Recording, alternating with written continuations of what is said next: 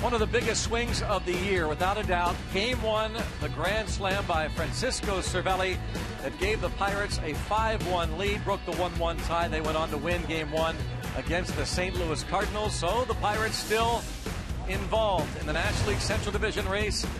They hold off the Cardinals celebration for at least a few hours. They'll try and do it again tonight in the nightcap. That magic number for the Cardinals still at 2 as the Pirates trail by 3 games in the National League Central Division. Greg Brown along with Bob Walk. We talked about this in Game 1. Pirates just have to keep winning. Almost doesn't matter who they play. They've got 4 games left, starting tonight with the St. Louis Cardinals. And Bob, we've talked all year long about how important Francisco Cervelli has been offensively and defensively. He is so much fun to watch, and what a great moment that was. It was a great moment. I can't imagine the fans having another player that they can root as hard as they root for Francisco. Just a great guy, and everybody knows what he means to the team.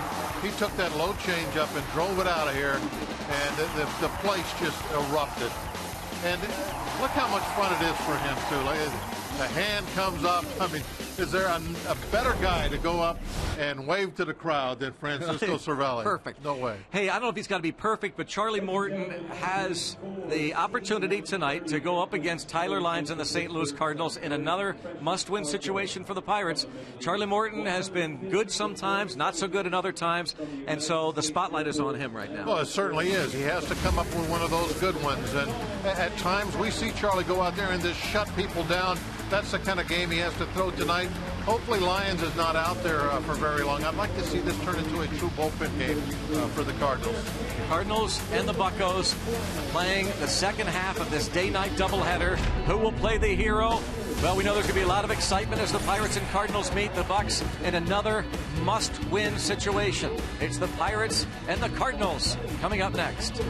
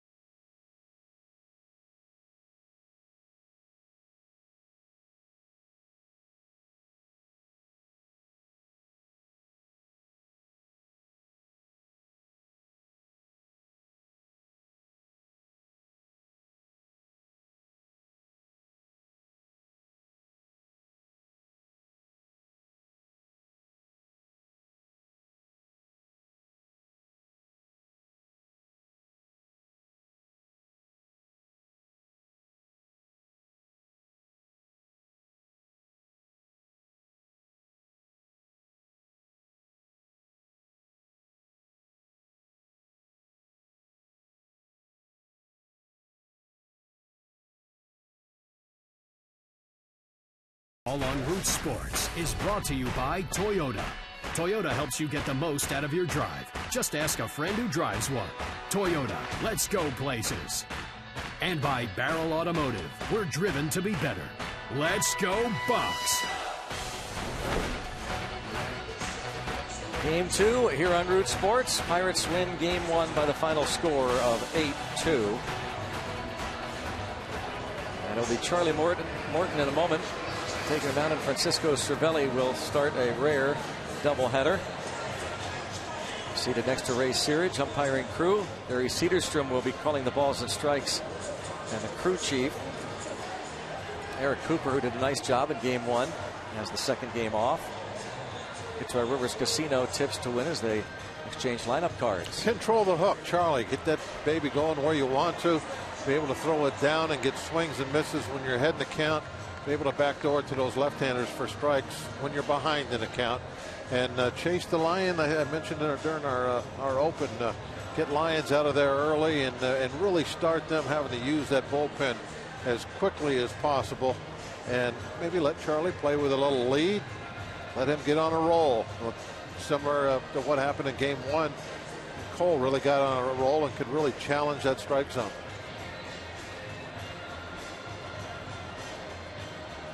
In Game 1, it was Michael Wacha who lasted only 4 innings, giving up 6 runs. He walked 4, one intentionally, and gave up the 2 home runs. The solo shot by Neil Walker in the second inning gave the Pirates the early lead.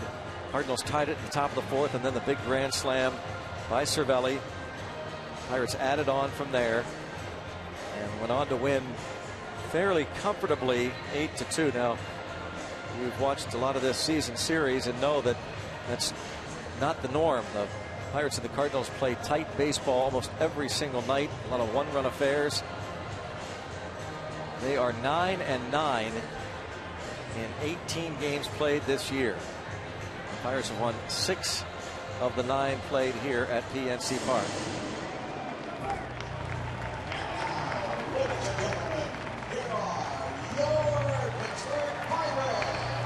Simply need a win.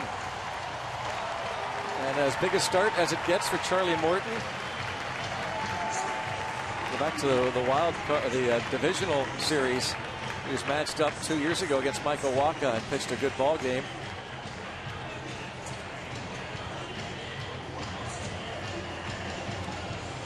We'll need a baseball. So, give me a ball here. Ball. Hit a ball, please. Yep. Got a ball. Ball. What you really want to do, Greg, in these situations is you take a ball out with you. You know why? I better not say why. You don't have to.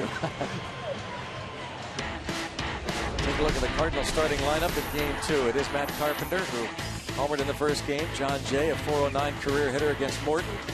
Johnny Peralta and Jason Hayward follow. Matt Adams gets the start at first base with Randall Grichuk in left. Colton Wong, Tony Cruz, Tyler Lyons round out the starting 9 for the Redbirds. Matt Carpenter had a pair of hits, scored both runs for the Cardinals in the first game.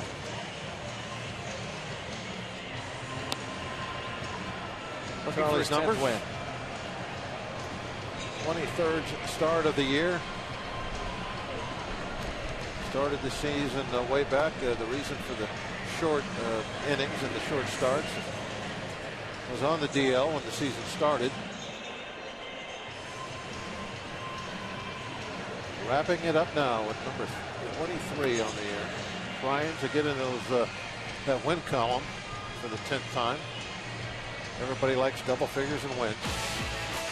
Aramis Ramirez going to start both ends of the twin bill.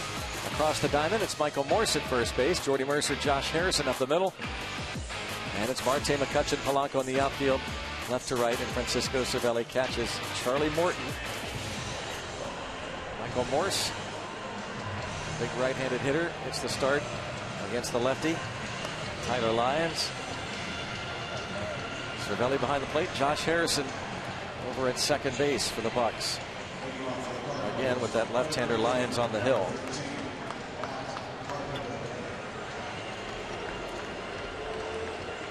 Matt Carpenter will be leading things off. This is Morton's second start this season against the Cardinals. In St. Louis on September the 5th, he went 6 innings, gave up 2 runs, 1 earned.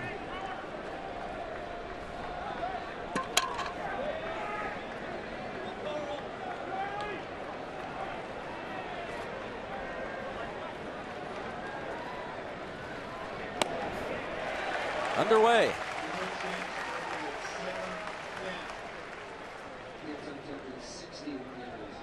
A cool 61 degrees, so good night to wear the Pirate costumes. Captain Hook. So that's the key. Control that guy. Yeah. Hey, nice. right there. It's there. Knees on the corner. Beautiful pitch. Do it again. Gonna try and go up and in. Up and in with a fastball. Look at that. That's not the easiest thing for Charlie to do is throw inside corner fastballs to lefties. But he really put that one right there. Didn't get him a chase. He checked.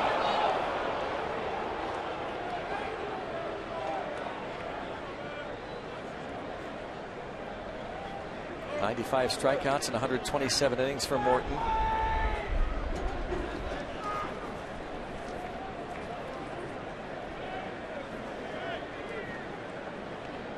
Carpenter has struck out 151 times this season. That's in the top 10 in the league. And toward left center field. And trouble. And more trouble. McCutchen can't come up with it cleanly, so Carpenter's going to end up at third.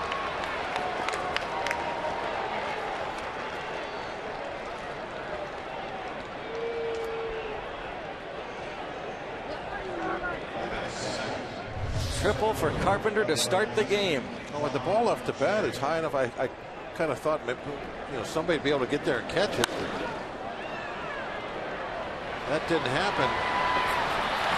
But then uncontrolled. Marte kind of slapped at it. Yeah, knocked it down. It went all the way to the wall. And nothing to do about it now. Just get the next three guys out. Hope Carpenter's still standing there. If not, he had to score one run anyway.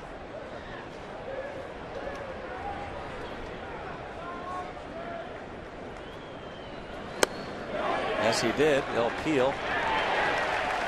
Base umpire Toby Basner. 0-2 on John Jay.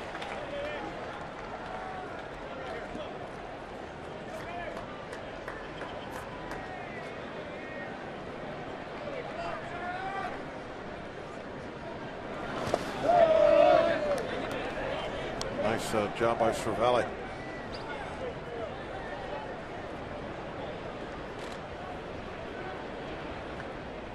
Able to slide out and make a pretty tough block.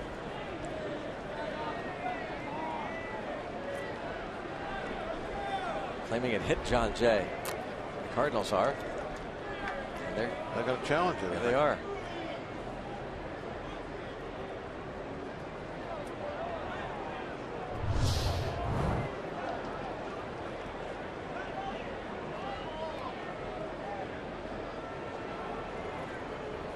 Jay claims it did right away. I thought it might have. Oh yeah, there's no doubt in that shot.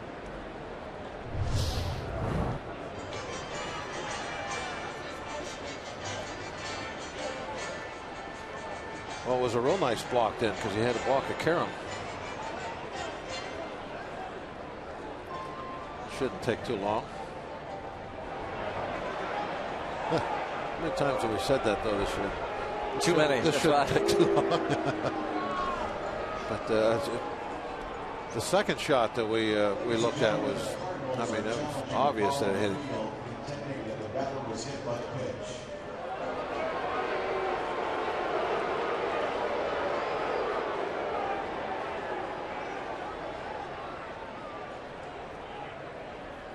He is hit by a pitch.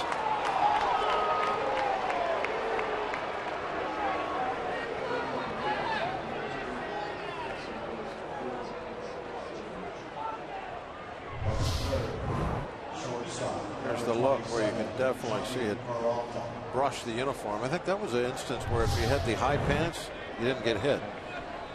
It just caught that baggy part of the uniform that was billowing out. First and third, nobody out. Johnny Peralta. 2 for 4 in the first game, 2 for 8 in the series. Has hit into 22 double plays this year. Third most in the league. Right at, oh, nicely done by Harrison as he dives to his left for the double play.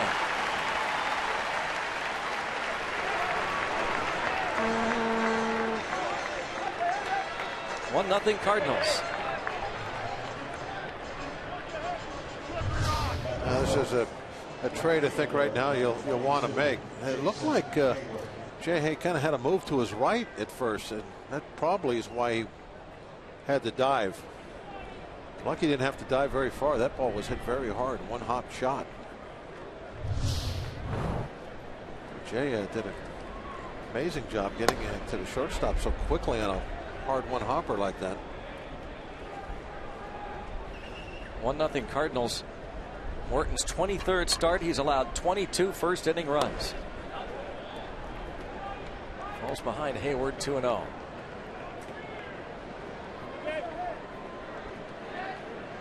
Hayward was 1 for 4 in the first game.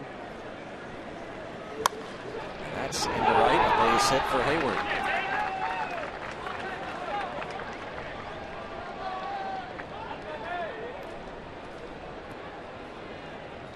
A triple, a hit batter, a hard hit ball at second that was turned into a double play, and a hard ground single to right. Here's Matt Adams. See what the Cardinals have a little sign after they get a base hit too. Did you see it? Oh, everybody's got a sign. Got to have a sign. I think it was bird claws. Maybe. I think he gave the dugout bird claws. It's almost kind of fun to try and figure out what the signs mean. The Cubs, they rub their helmet.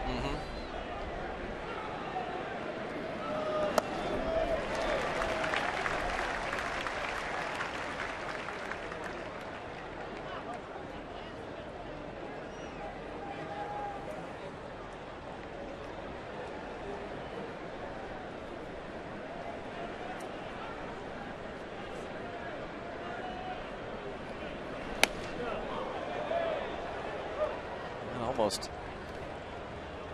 hit the zone. Could have been called a strike, but it's 2-1 on Adams, who was a pinch hitter in the first game.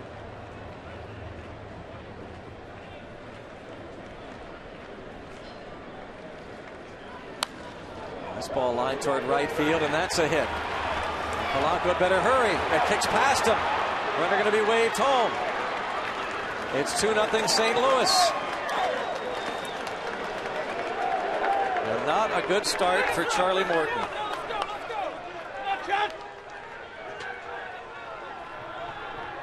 And the phone is ringing in the bullpen. Can ill afford to have the Cardinals start to run away. It will be a quick hook. They hit the ball. They hit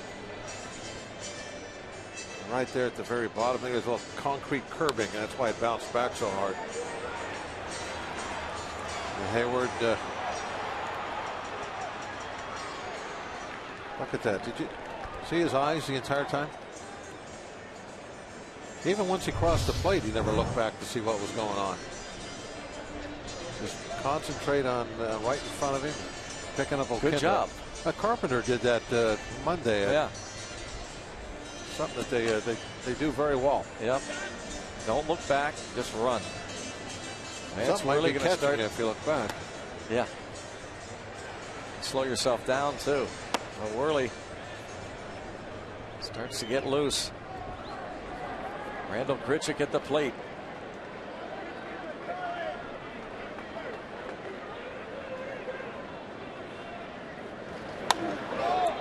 Hit well toward right field. Polanco is over though and will make the catch. Cardinals score 2 after a half.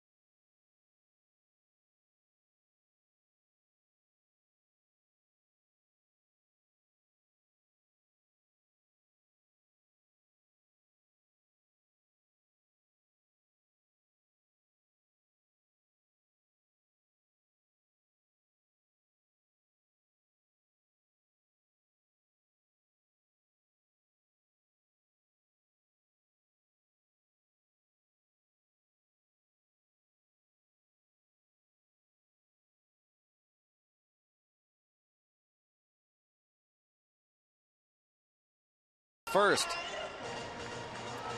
Pirates will be going to work against Tyler Lyons.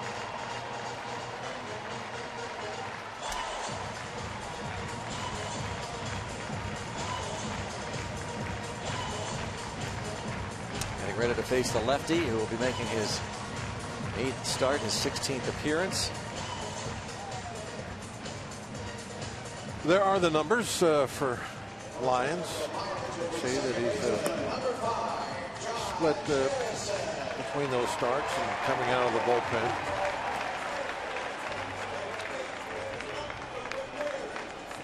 Hay will lead things off for the Pirates.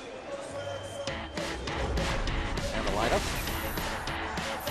brought to you by Toyota. Gregory Polanco, Andrew McCutchen will follow. Ramos Ramirez, the cleanup man. Then Starling Marte and Michael Morse. Francisco Cervelli at his 2nd career grand slam in game 1. Then it's Mercer and Morton.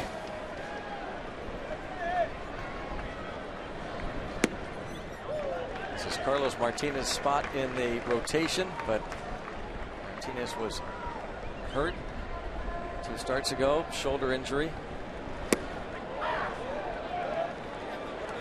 There he is. Rooting on his team now. He's done for the season.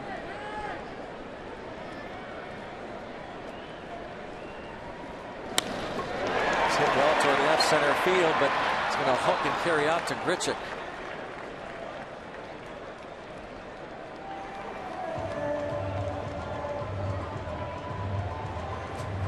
Harrison lines out. Gregory Polanco had a couple of hits in the first game.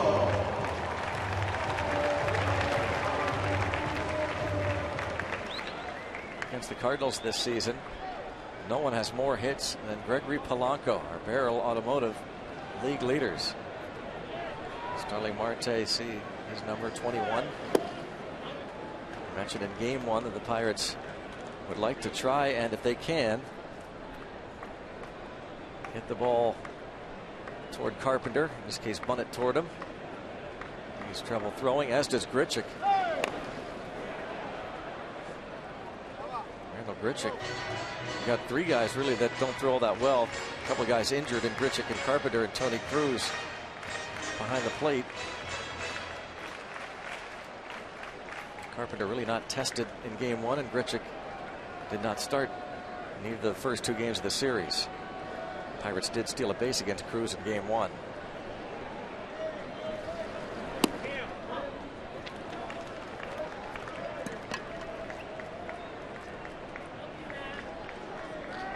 .6'4", 200 pounds, Tyler Lyons from Lubbock, Texas.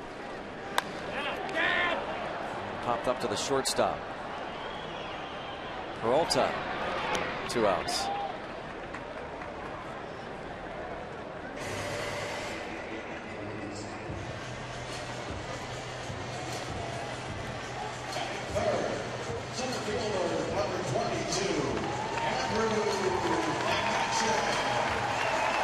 McCutchen was 1 for 3 in the first game. Also drew a walk, scored a run.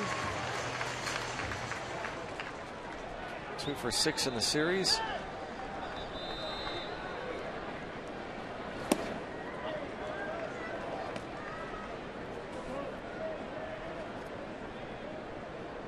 Sure would be nice to answer one of those 2 runs. Love to see Kutch really kind of pick one out here and try to take a run at putting one over the fence.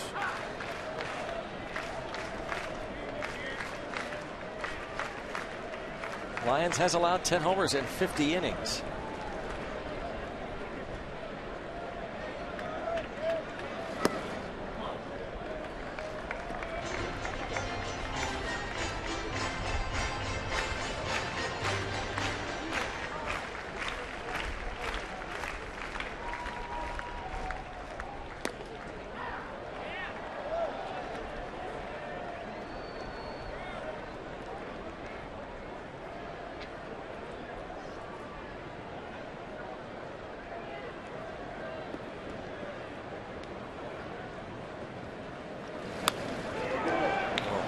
Up on the infield. The Pirates go down in order. After 1, it's 2-0 Cardinals.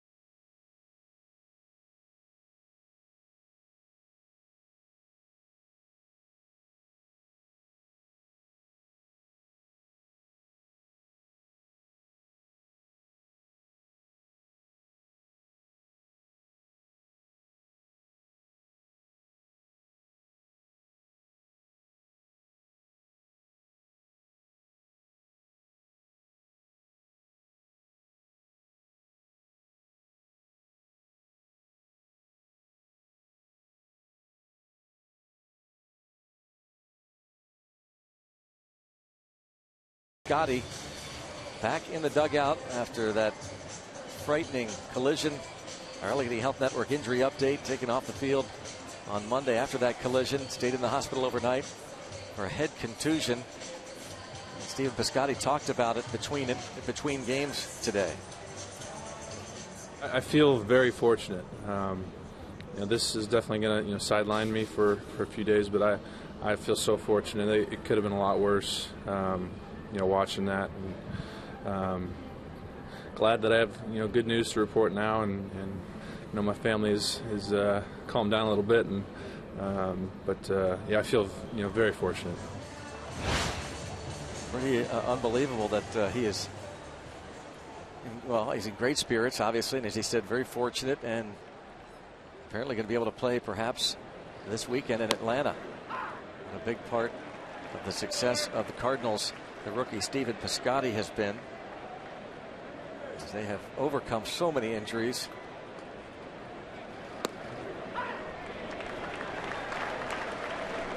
Well, strikes on Colton Wong.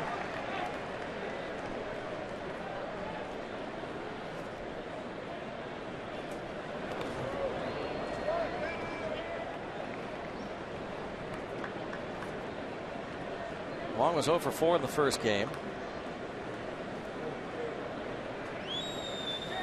And 2 hits on Monday.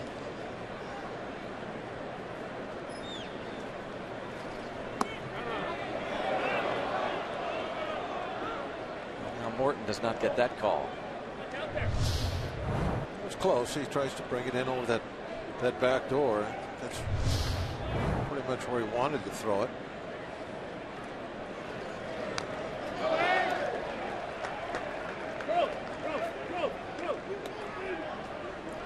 Morton gives up 2 runs in the first inning on 3 hits. Now faces the bottom third of the Cardinal order.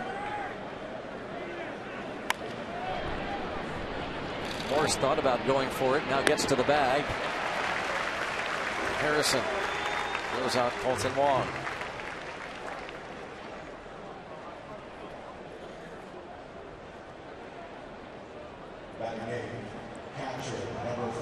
When you start a ball game, you figure you got 2. Some people say 3 runs to play with as a starting pitcher. Morton's used his 2 up. So now he's got to make nothing but great pitches, just like he made on that last one. That fastball up and in, got the little jam shot ground ball. Can't afford now to make any mistakes. I think he already saw, if he was looking out to the outfield, how quick the bullpen phone is going to ring tonight. So he is well aware he's going to be on a short leash.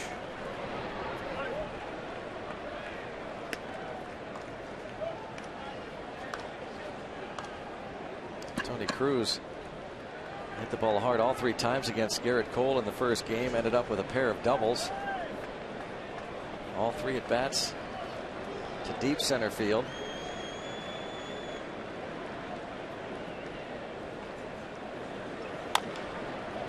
This time it's Ramirez. 2 outs. Sunday is Fan Appreciation Day. The final regular season game here at PNC Park will be against the Reds. Keep in mind it's at 3:05. No, 3:05. All kids 14 and under get eye black to wear, compliments of Chick-fil-A. The #1 Cochran Family Fun Zone takes place before the game. And on Federal Street, fun activities after the game. Kids can run the bases courtesy of the original Pizza Logs. Go to Pirates.com for tickets. Yeah, there's 1 more out to get here in the second. A couple of ground balls at the start. Tyler Lyons with 3 hits and 13 at bats so far this season.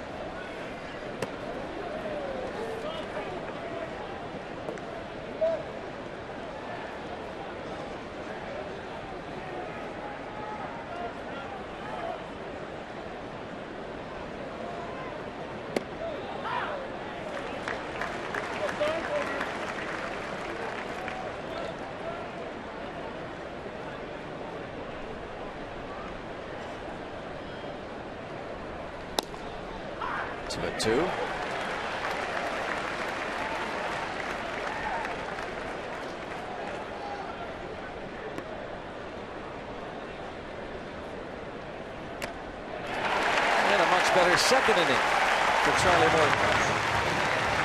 1-2-3.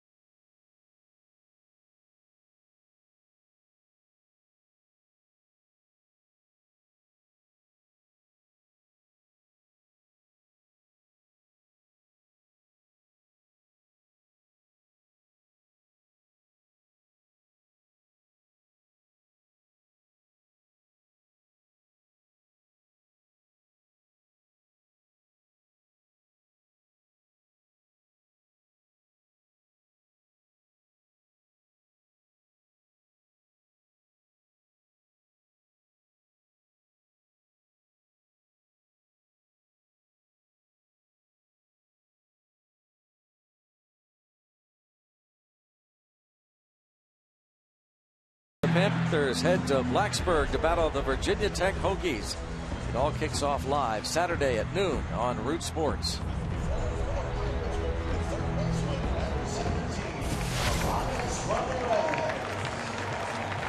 2-0 Cardinals. On to the bottom of the second.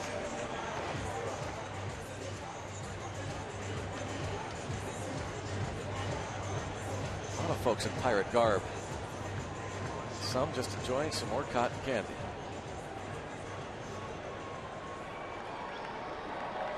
Might have to have a snack tonight. Been a long day. Yes. Might have to figure out something like about the 6th inning.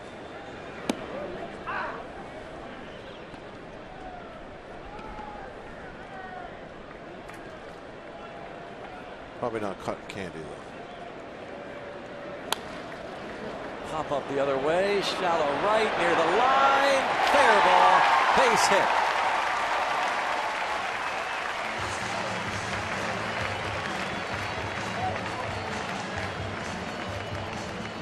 Yes, indeed, that's smart hitting.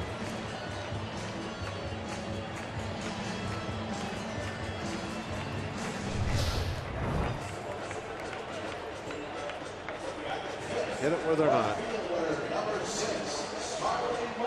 That ball right off the label. That's why it went nowhere. And it was good that it didn't get out there.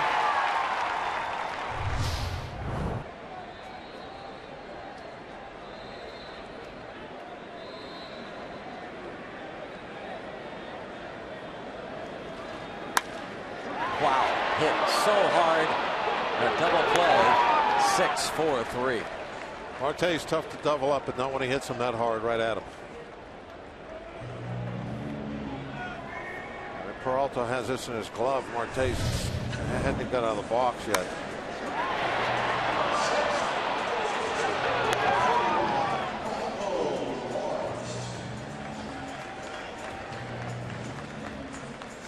Peralta, Wong, Adams.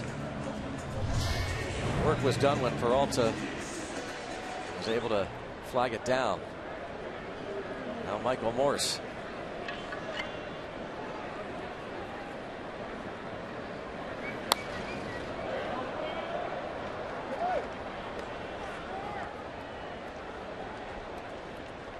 Drew a pinch hit walk on Monday. .317 average with Pittsburgh.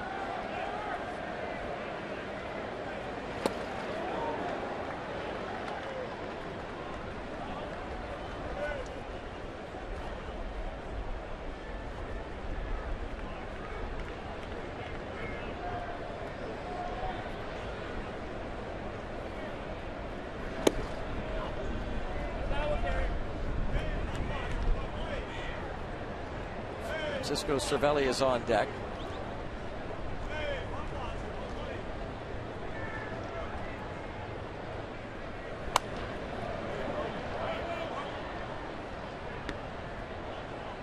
Still a ball and 2 strikes on Michael Morse. Starting at first base in game 2. It's his 14th start over there at first base.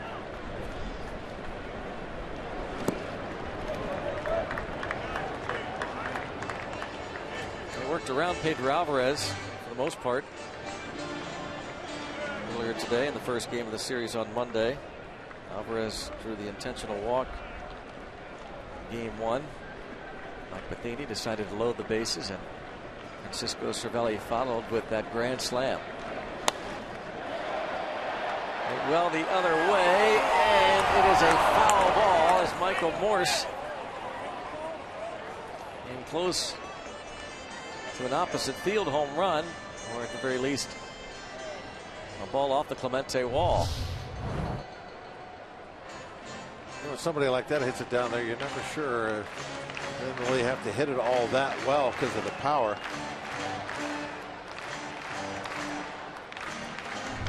He was running just to be on the safe side. It's always a good idea. Yep. Bounce to third. We've seen guys not run, like Hayward last game. Well, Morse bounces out to Carpenter. 2-0 St. Louis.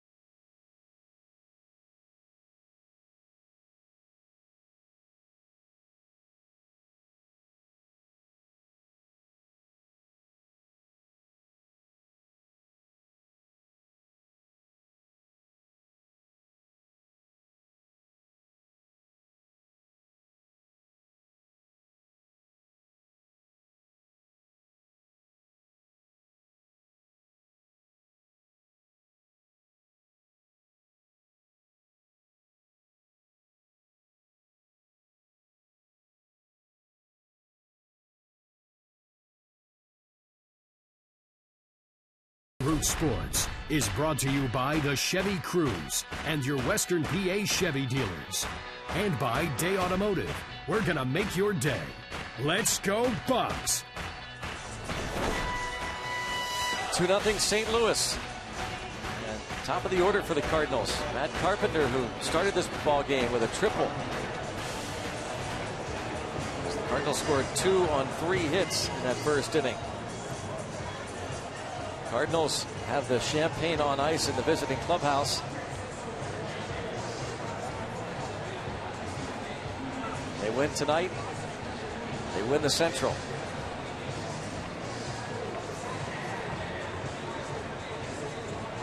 Reds are leading the Cubs, by the way, 1-0 after 2 innings in Cincinnati. Trying to snap the 11-game losing streak of the Reds.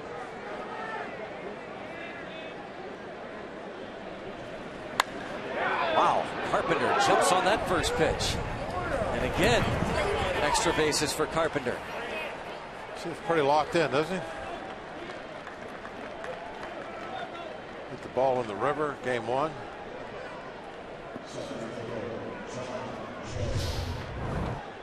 Ball down and in. Drops the head of the bat right to the ball.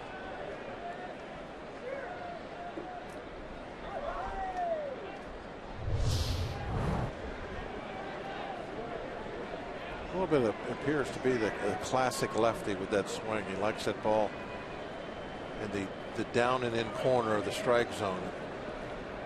That quadrant.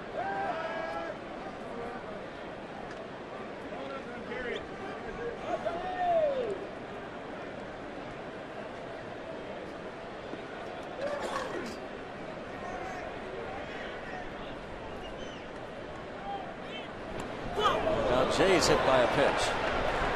You won't have to look at that one on video.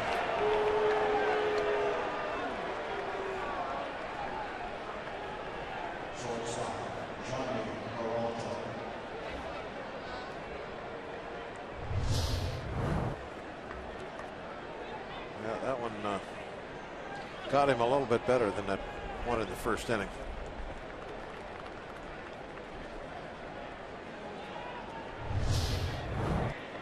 And the bullpen back up for the Pirates with Johnny Peralta hit that hard one hopper to Josh Harrison in the first that brought in Carpenter.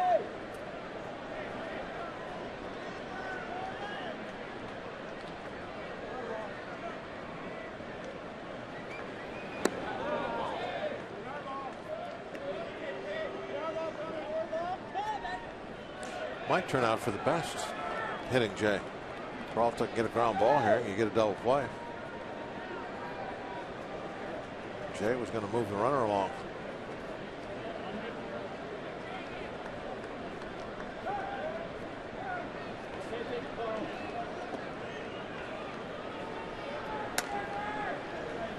Jared Hughes and Bobby LaFramboise. One more hit or base runner, and that might be it for Morton.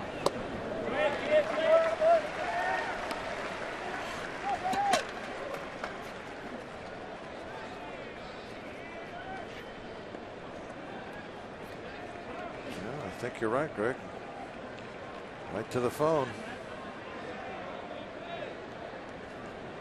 Basically asked, are they ready?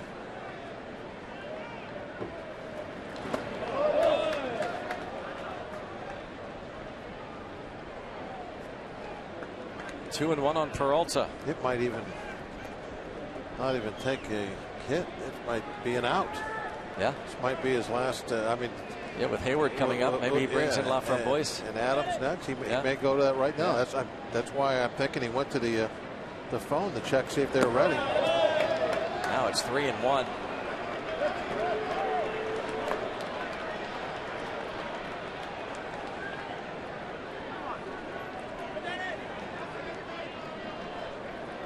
Left-handed hitting Jason Hayward on deck.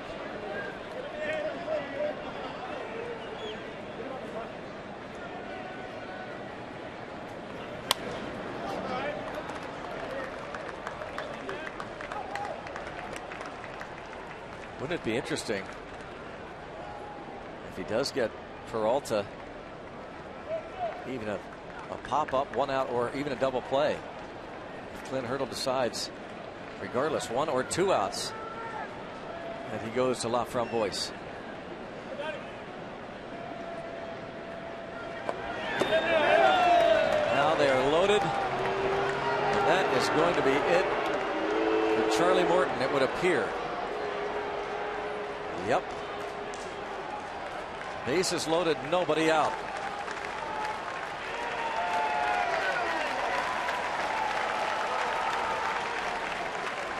It is going to be up to the Pirates bullpen to shut it down the rest of the way. Morton goes 2 innings.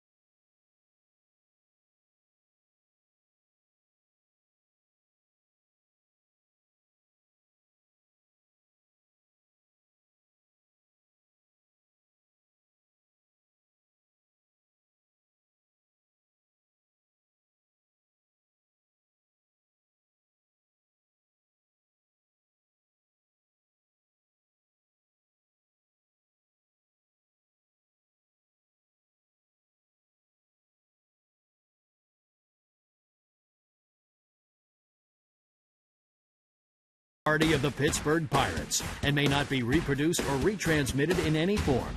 And the accounts and descriptions of this game may not be disseminated without the express written consent of the Pittsburgh Pirates. Well, Clint Hurdle has said, well, he said it before game one, must win, the first must win of the season. And this one a must win. And this fan brings a Clint Hurdle quote: "We're not here to get our names in the paper. We're here to represent the name on the jersey, the city, our fan base, and each other."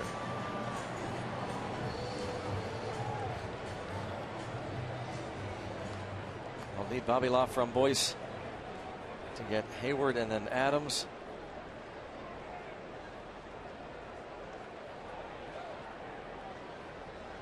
Definitely a sense of urgency going to that bullpen after just a couple of innings. But you knew it was going to be there. You had Worley up in the very first inning.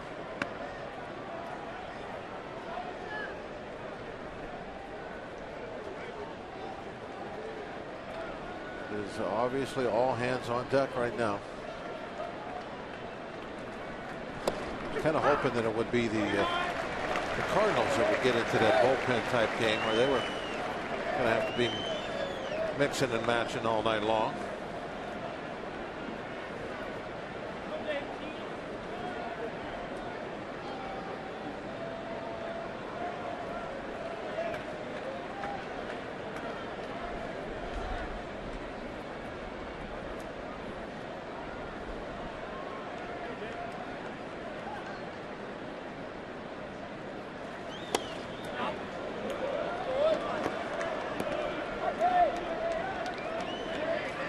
Two and one on Hayward, who singled to right off of Morton in the first and scored on the Matt Adams double.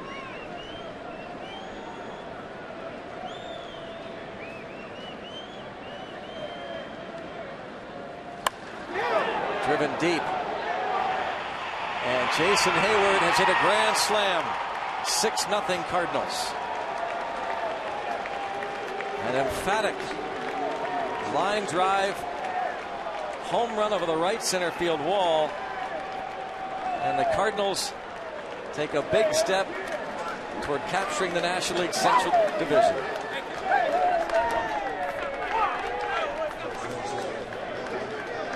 Well, now everybody kind of feels like the Cardinals felt in game one after the Cervelli grand slam. Huge amount of work to do now.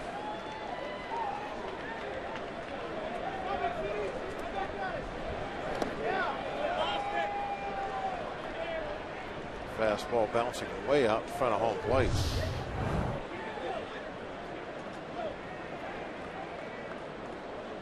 Off speed pitch, mid thigh.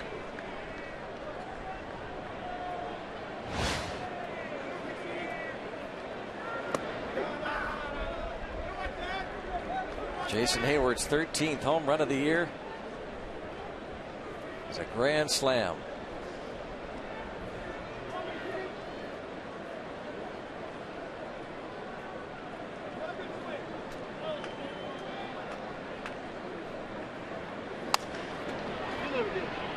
Now, Mercer far to his left on the shift. The first out. Take another look at the Hayward swing. The home run.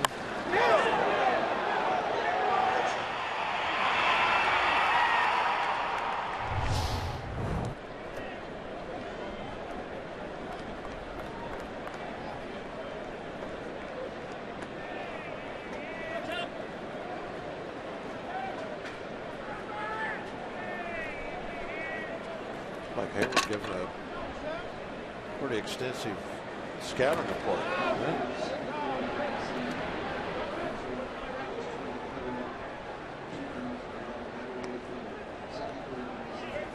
Randall Grichuk.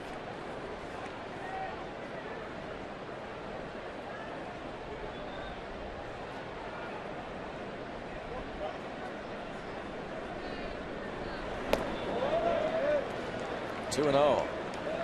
Second career Granny. First since 2011. He was with Atlanta.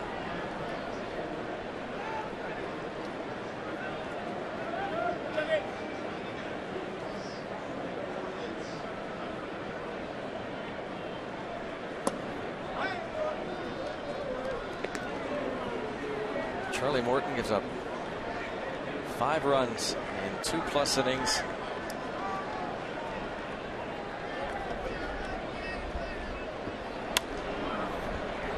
Popped up Harrison.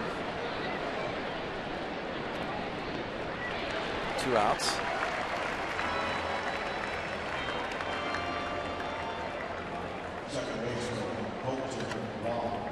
It'll bring up Colton Wong. Matt Carpenter set the table the first inning. Right away, the triple off of Morton to start the game. Morton then hit John Jay. Peralta hit the hard shot that was turned into a double play. Hayward singled. Matt Adams doubled him home. And a roller retires Colton Wong. Grand slam for Hayward. 6-0 Cardinals.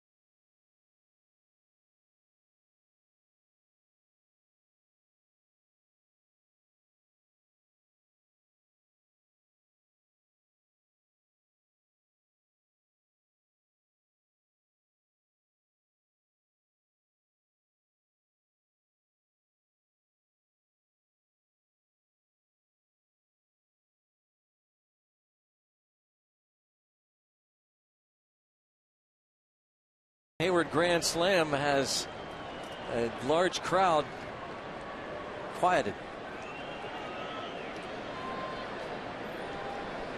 Francisco Cervelli takes a strike. Well, you hate to have a start like this to a ball game when you have a crowd that's all fired up and they're really looking forward to a must-win type game. Hayward has made 3 outstanding catches in each of the 3 games of this series.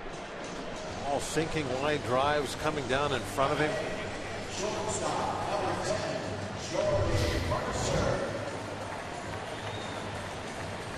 He doesn't give up on those line drives. Most outfielders just concede, but he goes in aggressively. He really reads them well. Yeah. I mean, he's got that Gold Glove for a reason out there. He's an excellent outfielder. He's got a good arm. The thing that when he was coming up as a younger player, I think everybody thought he was going to be this big home run hitter. It looked like it. I remember his first spring training. There were talk all spring about not only the home runs, but how far they were going and way out in the parking lots and all that. Never really has developed into that. but he's developed into a very good, solid major league player. That's for sure.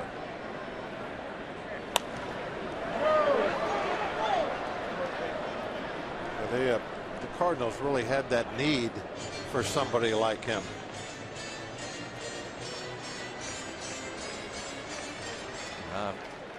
When Oscar Taveras was killed in that car accident, tragic car accident in the Dominican, the Cardinals not too long after made that trade with Atlanta as Mercer is retired. 2 outs. That's a pretty decent throw by Carpenter there. Totally off balance. That was all arm. He got it over there pretty decent. Not a bullet, but on target and on time. Jeff Decker going to pinch hit for Laframboise.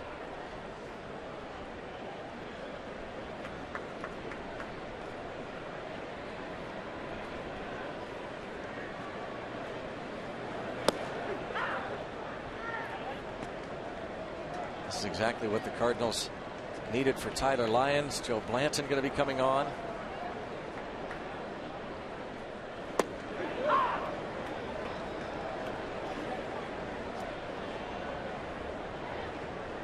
Came on in relief for Carlos Martinez last week. And he goes. 1, 2, 3. 6-0 Cardinals.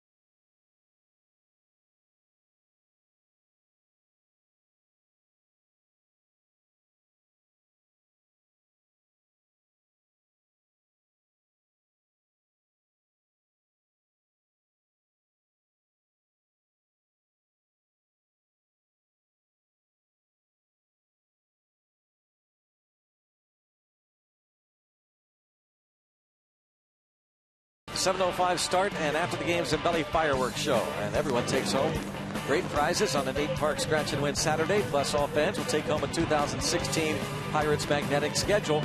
Thanks to PNC Bank. For tickets, go to pirates.com. 6-0 Cardinals. Heading to the 4th.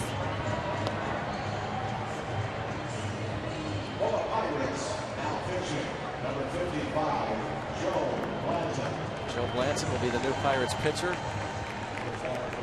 Cardinal fans anticipating, celebrating.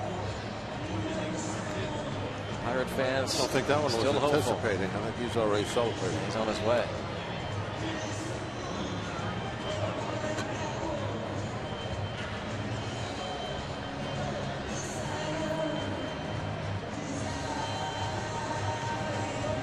Joe's numbers on the year, just outstanding job since coming over. I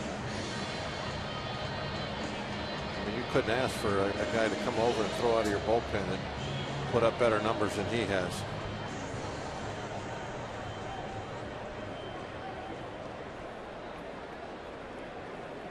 Blanton made 4 starts with the Royals this year, 15 appearances. and was traded over to the Pirates, and he has been outstanding.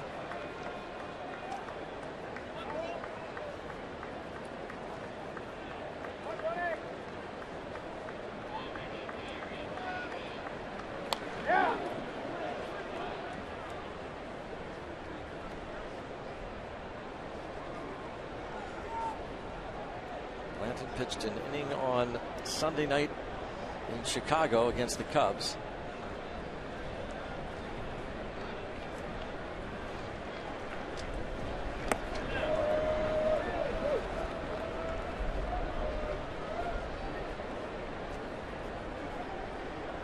Tony Cruz bounced out in a 1-2-3 second from Morton.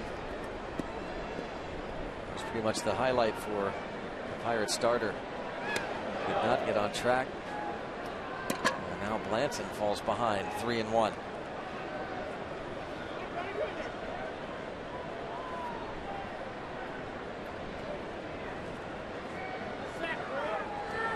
Cubs have taken a 3-1 lead on the Reds. Fourth inning. Yadier Molina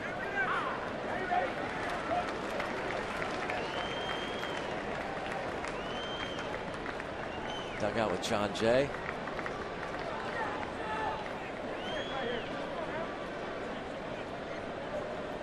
Full count on Cruz. Got him.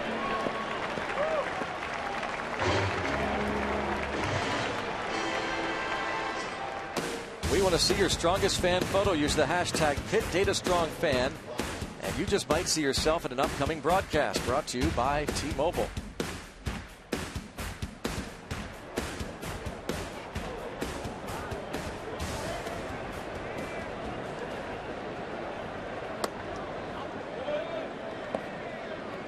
Here's the pitcher, Tyler Lyons.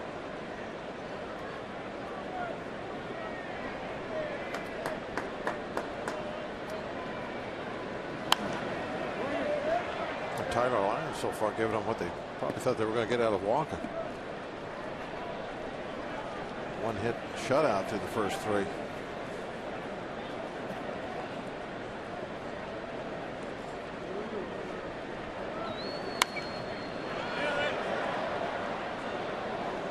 Look at what he's done against the Pirates. A handful of appearances last couple years. Pretty decent numbers. He went 5 1/3 scoreless in relief of Lance Lynn back in August in St. Louis when the Pirates knocked Lynn out early.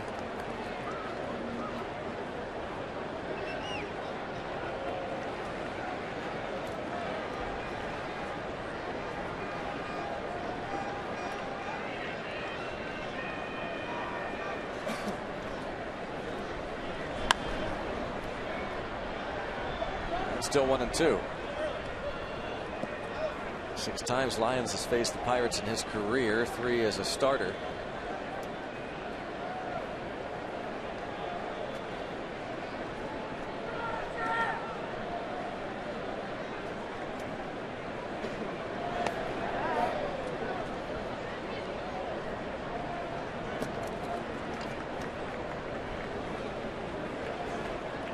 Michael Wacha. 3 straight starts that Wacha has not gone as deep as he would, or the Cardinals would have liked. But watching Tyler Lyons doing a decent job here through 3 innings. And now he battles Blanton.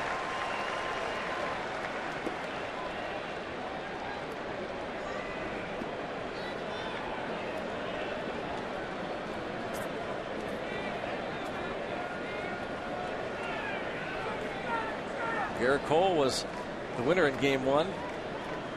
Finishes the regular season 19-8.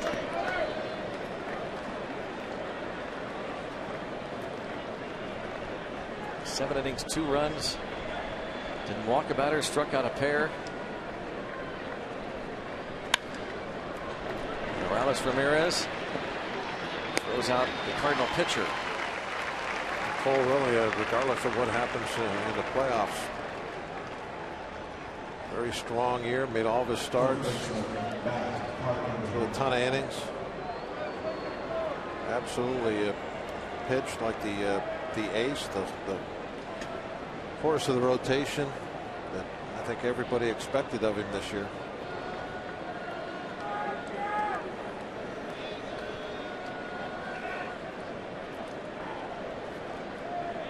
And if you have to go into the postseason, you always want to have somebody like a Cole on your staff, somebody that you can really lean on.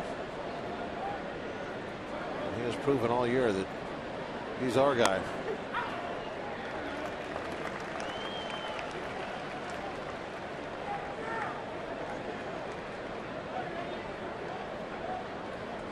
Carpenter now with 5 hits in the series and 10 at bats.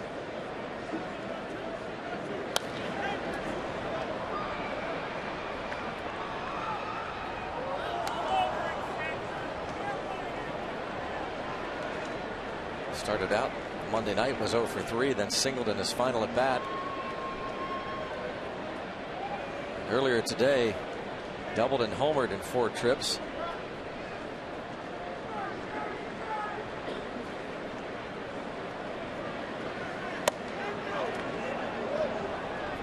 Bland doing his best to try and stay away from him. Carpenter's been doing a lot of his damage here inside.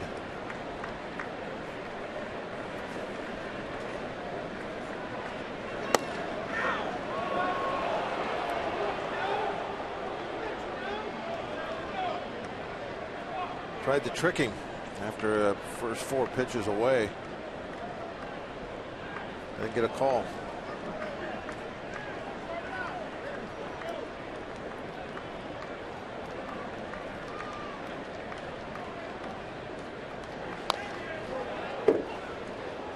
Still 3-2. 7 homers his last 17 games. 28 on the year. Former 13th round pick out of TCU.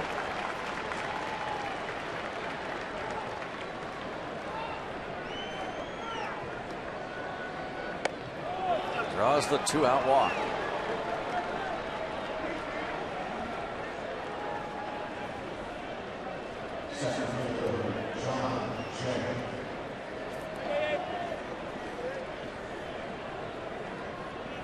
Now it's Blanton against John Jay, who was hit by pitches twice against Charlie Morton.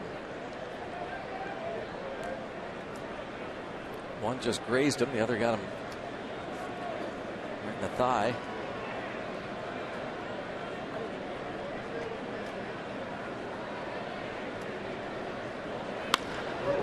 Sharply at the shortstop. Mercer going to beat Carpenter to the bag. A scoreless top of the 4th for Blanton. 6-zip Cardinals.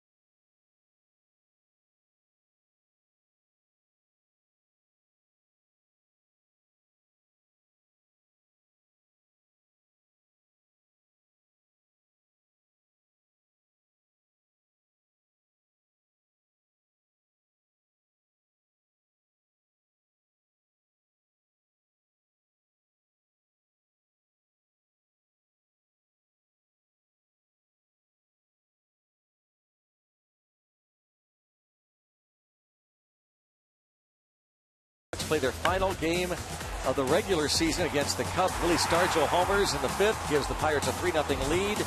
Kent Tekulve pitches the final 3 innings, saves it for Bruce Keeson. Bucks win their 98th game of the year, clinch the National League East. The magic number went down to 1 when the Phillies beat the Expos. Pirates started that last week of the season with an 8-game homestand, trailing the Montreal Expos by a half game. And the Expos came to town for a 4-game series. They won 3 of 4. And the Cardinals came in for a makeup game. And then the Cubs finished out the regular season, and the Pirates won it. Those were some good-looking Cub uniforms back then.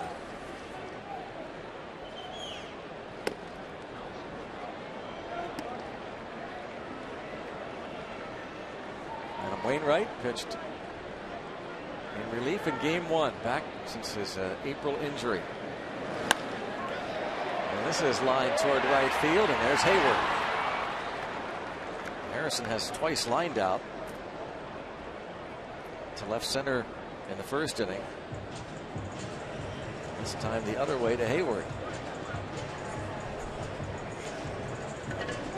Tyler Lyons has given up 1 hit. Ramos Ramirez pop-up single, hug the line and right. 3 line drive outs. Starling Marte hit a hard ground ball and was turned into a double play.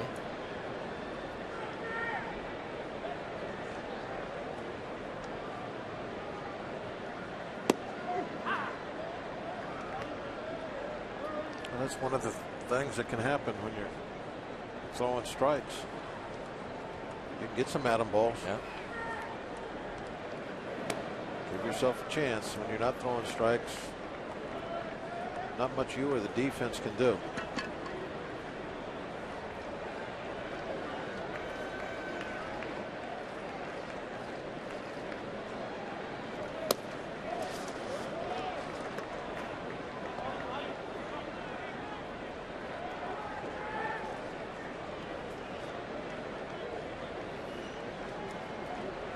Cole watches Tyler Lyons at work. Cole definitely filled up the strike zone early on today, afternoon game. Got a nice lead. Just went right after the hitters.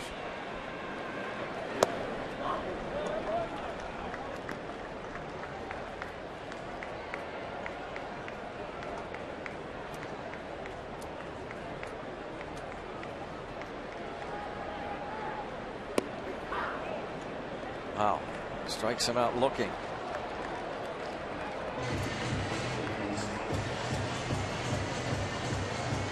Time for our Data Strong fan photo of the game, brought to you by T-Mobile. Free Shirt Friday Cutch shirts.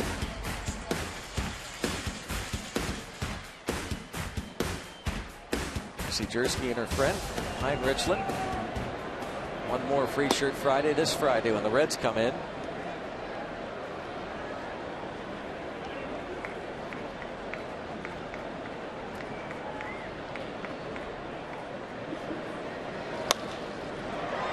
Hit in the air toward right. Hayward. There again. Tyler Lyons has faced the minimum. 6-0 St. Louis.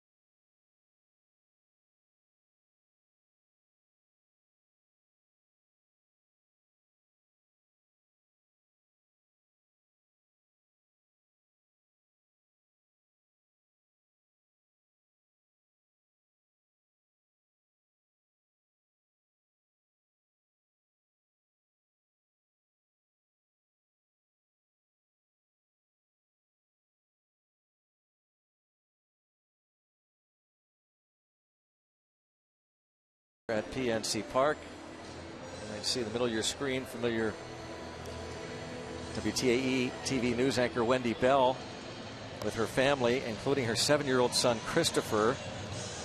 She had on her Facebook page this week the story, the frightening story about her son Christopher, 7 years old, who on Monday morning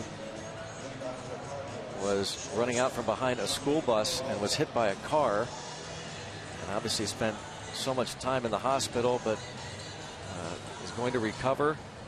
And Wendy and her family had on their calendar for a while to be attending this game tonight, and they are here and thankful.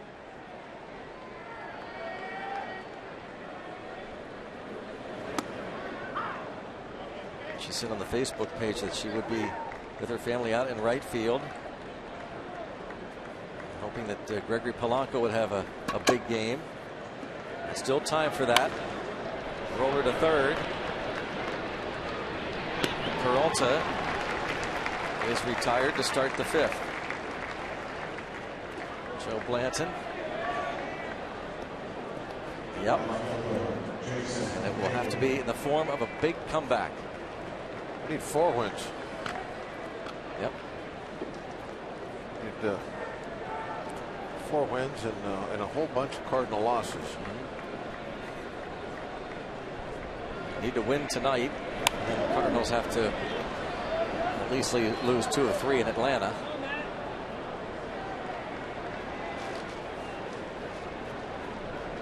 Pirates would then need to sweep the Reds.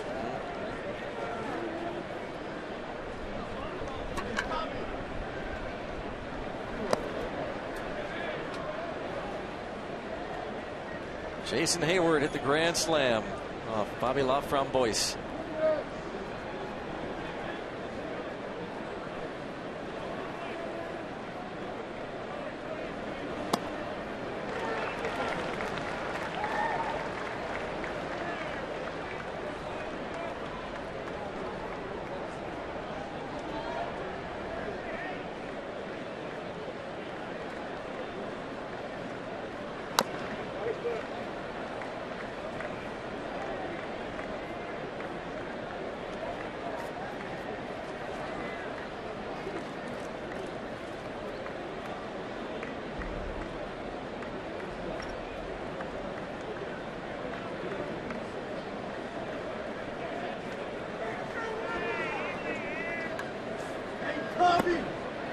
Blanton gets his second strikeout. Well, a lot of down and away movement on that one.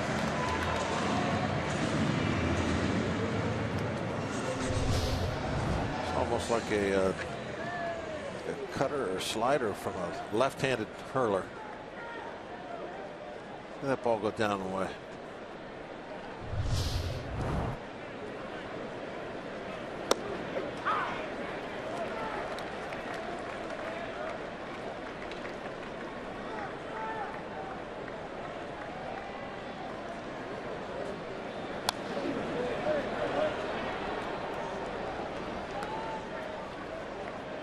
Matt Adams doubled in a run in the first.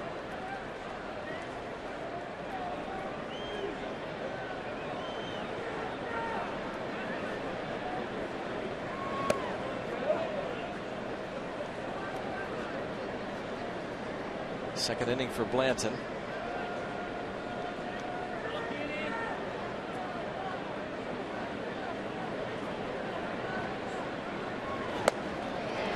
Joe Blanton, couple of scoreless with 3 strikeouts.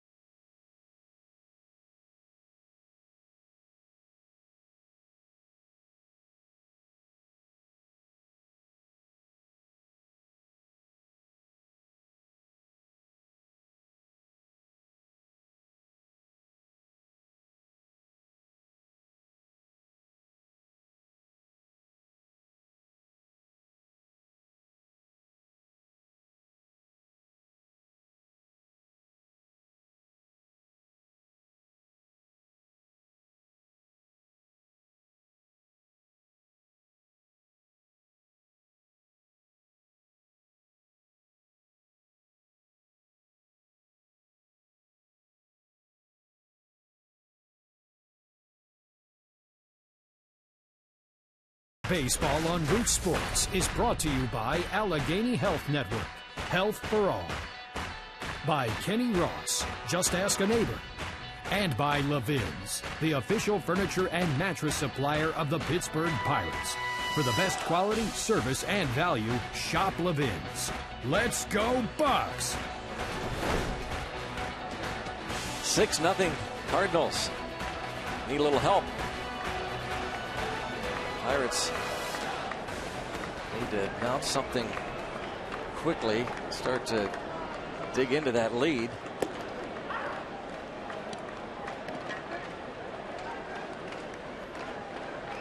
Ramirez has the only hit. Just to pop up the shallow right.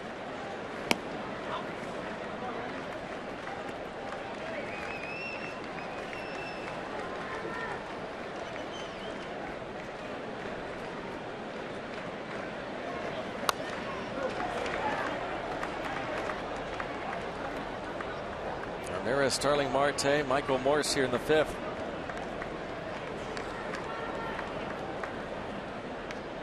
I'm with you, Greg. It's getting awfully late. You need to start making some kind of a move in a hurry.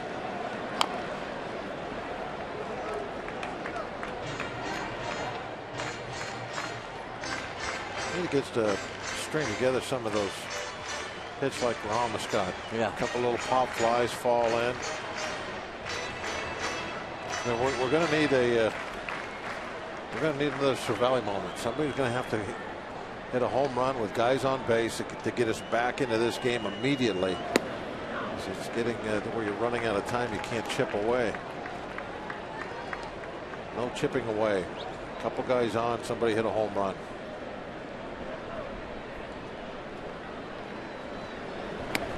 Oh, Ramirez chases up.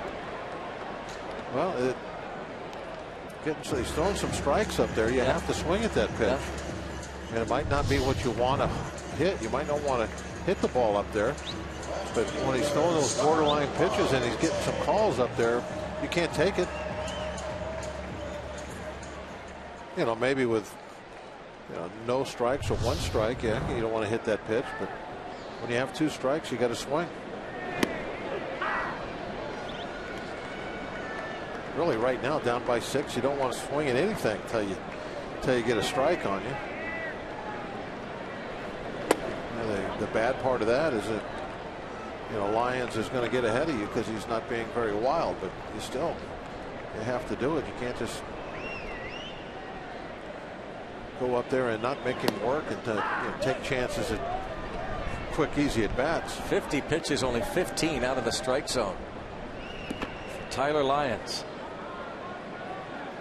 This is almost exactly, isn't it, what we saw with Cole? Got the lead and just was very aggressive and efficient. Started pounding the strike zone. Scoreboard in our box up there, just 1 pitch off. Scoreboard here had 15 pitches out of the zone. We have 14 out of the zone. Let me ask Zach who's right. Zach, what do you got? Zach, how many pitches out of the zone? Zach says it's 14. All right. Scoreboard's wrong.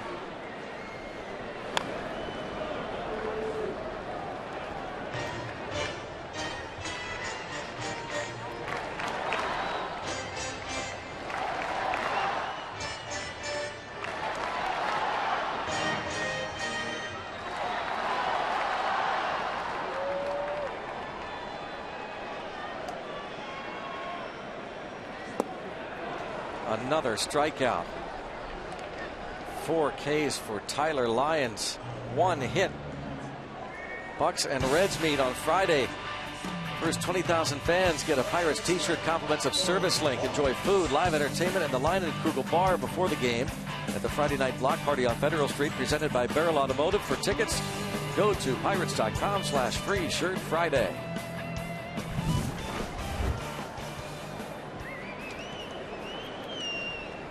You can see just that shot right there says it all. The mood of this crowd, the anticipation after the win in Game 1.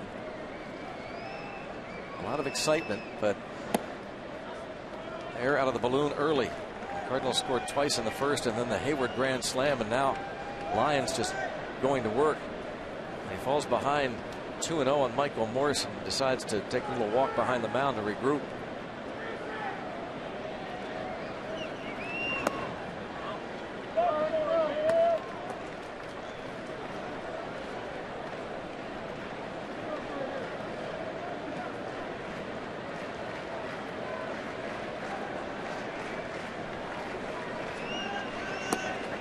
Strike is called. It's so interesting because the Pirates have certainly have experience in the wild card games, having won against the Reds 2 years ago, 2013, and then running into Madison Bumgarner last year. But because of the experience of Bumgarner, the buzzsaw, the fans see the specter of next Wednesday and facing the possibility of facing the Chicago Cubs and Jake Arrieta. But also, you had the experience of Cueto. And Jason Hayward comes down with a spectacular catch. He has been all world. Jason Hayward.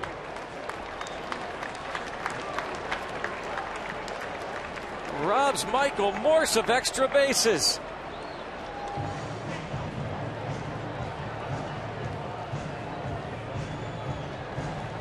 Still 6-0 Cardinals.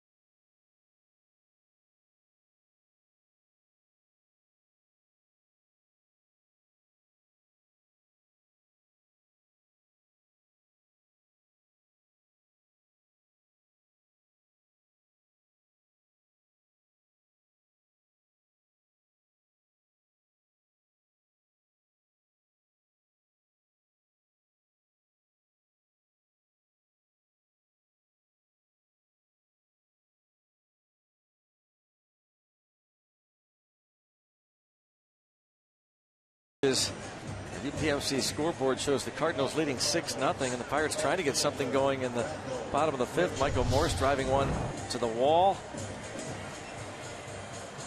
It looked like for a moment that he might have hurt himself on the way down. Kind of came down a little on the awkward side. Hitting perhaps his tailbone right there. At the very bottom of the fence, the fabric was attached and didn't get up real quick. John Mozeliak on your left is the general manager of the St. Louis Cardinals.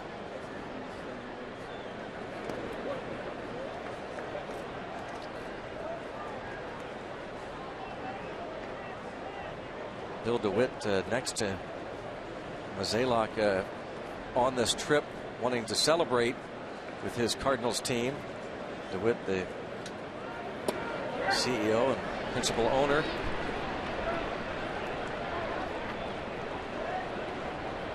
Can't say enough about the job this Cardinal organization has done. All the adversity they faced this year with all the injuries to key players. You really can't begrudge them anything, though.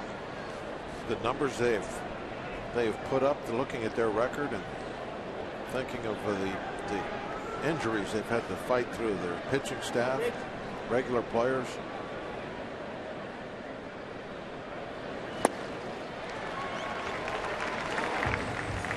Let's go back to the studio. Rob King in a game break.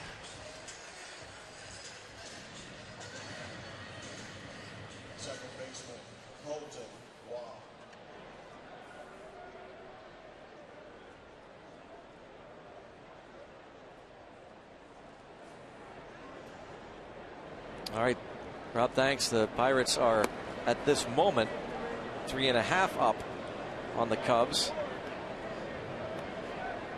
for the top wild card. He'll pitch the game if it comes down to that Wednesday.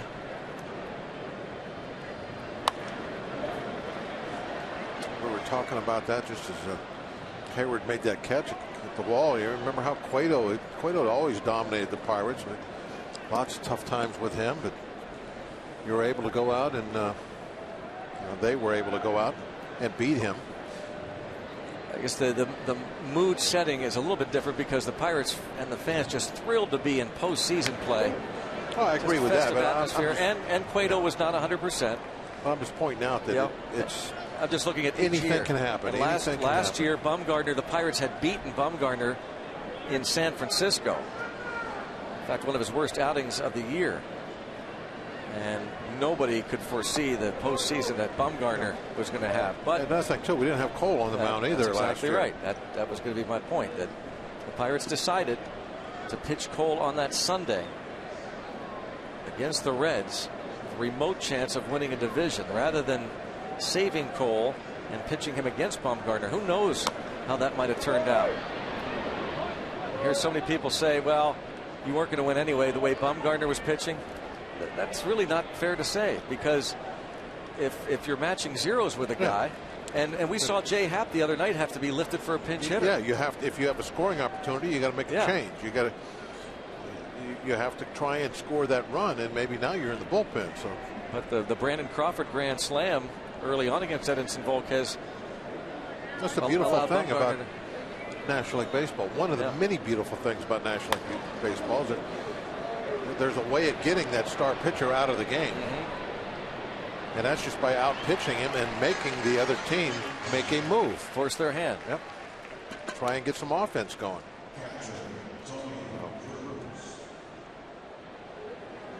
That's what you love to see. It's what the game's all about. Their best against our best. And if it's comes down to that wild card game, then that'll be the way it is. Francisco Liriano won that wild card game 2 years ago against Cueto. To center field. McCutchen coming on. Tony Cruz a base hit.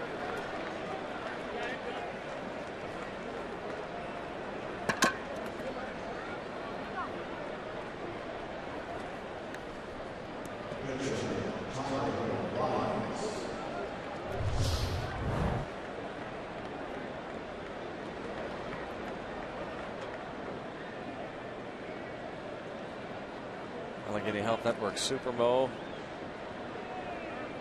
Hutchin. Desperate dive. Well, that's the first hit allowed by Blanton. Blanton definitely came in and calmed things down.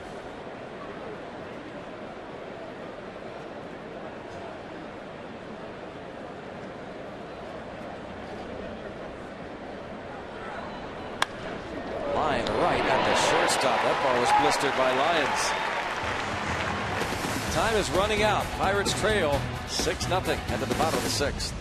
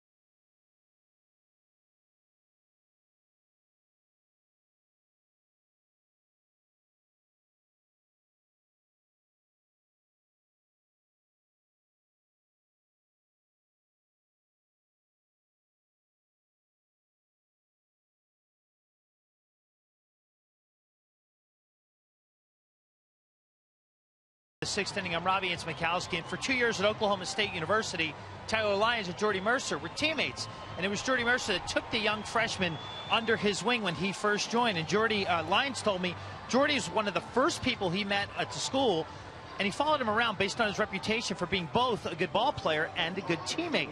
The relationship started from there back in 2007. Now, Lyons said the thing that impressed him the most about Mercer was the fact that he could play 8 innings at shortstop and then pitch the 9th as a closer. You probably heard that before. And he did it in some of their biggest games. He said never once has he seen Jordy throw a bullpen, and after a while, Lyons said it became annoying. The guy would come right in after throwing a few warm-ups and be able to throw 4 different pitches in a ball game. He put so little effort into pitching day to day, in and out, just had the ability to get people out in the biggest situations. But a long-standing relationship between these two guys are going to face one another after Francisco Cervelli bats, Greg. So we'll watch that matchup, Robbie, with Jordy Mercer on deck. Cervelli lined out to Jason Hayward in the third. Lyons has faced the minimum, has allowed 1 hit.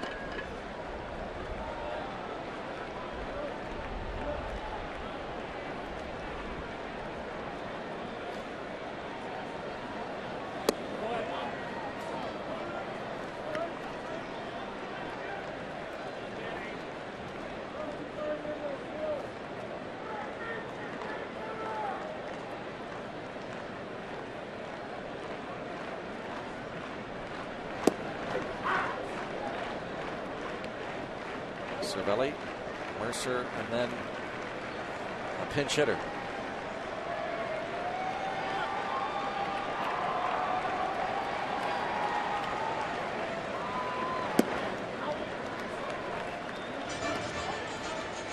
Archimedes Caminero getting ready for the 7th.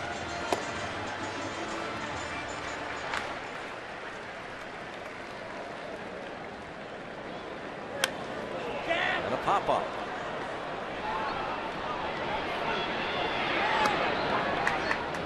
Lyons really doing pretty good work, especially against the right-hand hitters, by throwing the ball upstairs and top the strike zone. Some swings and misses up there, some easy pop flies.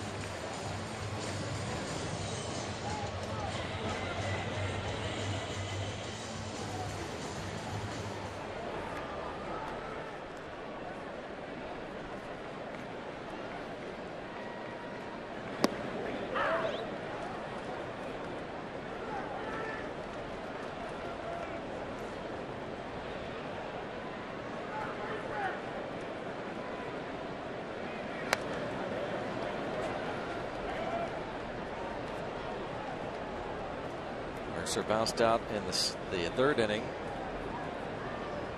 Sean Rodriguez to pinch hit.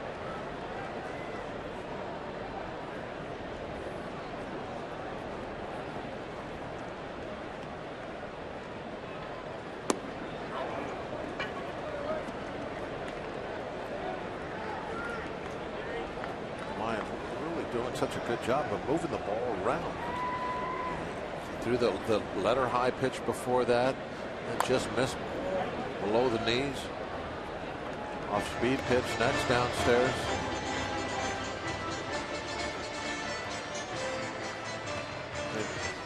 If you're catching, you can just about call anything you want right now because he's been executing his pitches so well. You can go up and in with a fastball. You know you're going to get it up there.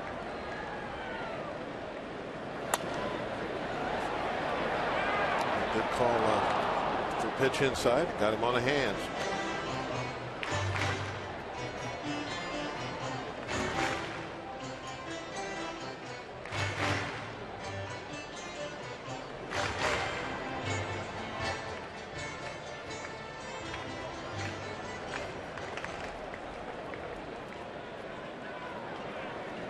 One ball, 2 strikes.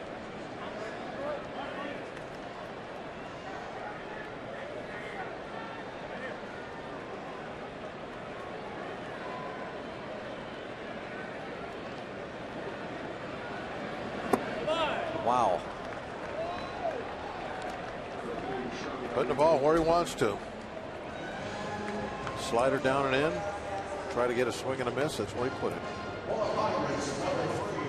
2 down. Most popular way to follow the Pirates in the postseason is with MLB.com at bat, the #1 app for live baseball. Enjoy live look-ins, highlights, replay reviews, scores, StatCast, live radio broadcast, and more.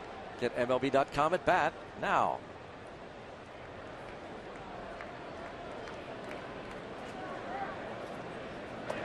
Sean Rodriguez.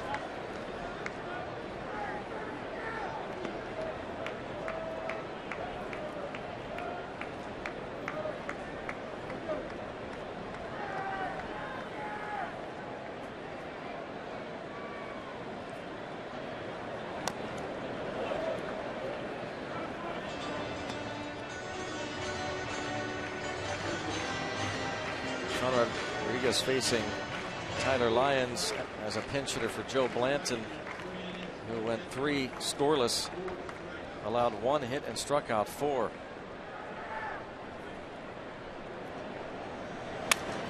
Broken bat pop up. Tyler Lyons has allowed 1 hit, has faced the minimum. 1 base runner, cruising.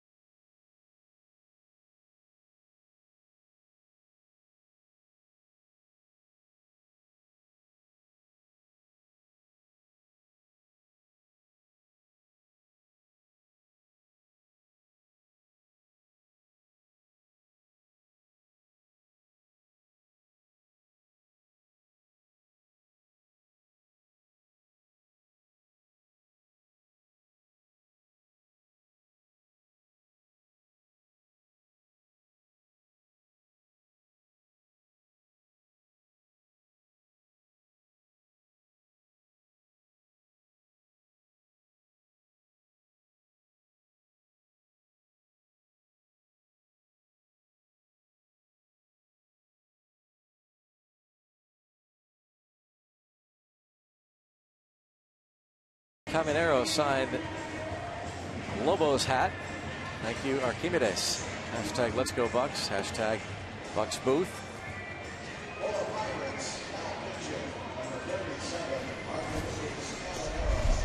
Caminero is the 4th pitcher to go for the Pirates. Charlie Morton went 2+, gave up 5 runs on 4 hits.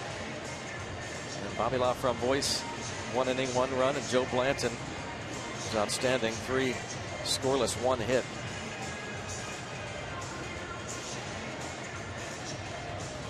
Caminero has a nice year going. Winding down to the end. Over 70 innings out of the bullpen this season. 73 strikeouts.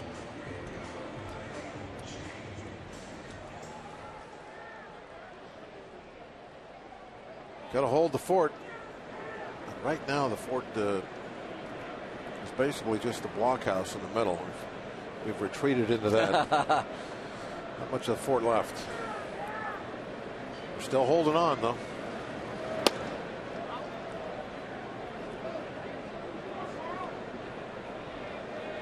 Carpenter on base 3 times.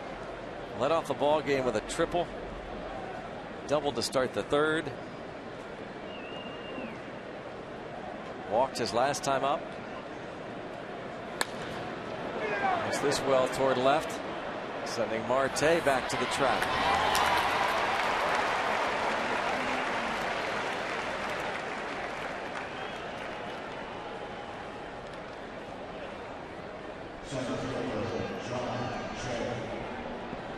another Point Park University tweet from Rusty Wallace himself, who's here at the game having fun in Pittsburgh today, getting ready to watch my hometown Cardinals play the Pirates. Big game tonight. Now, are you a fan of Rusty Wallace? Can you tell us a little bit about him? Is he a good driver? One of the all-time best. Very tenacious. Those guys wouldn't back down from anything. He would rub you a little bit going into the turn. Yeah, try to get by you. Missouri native.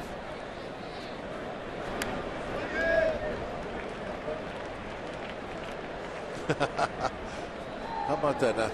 Of everything he's been through. Yeah, really. This scares Rusty Wallace. Yeah, look out. He's been upside down at 180. Yeah. But that baseball got his attention.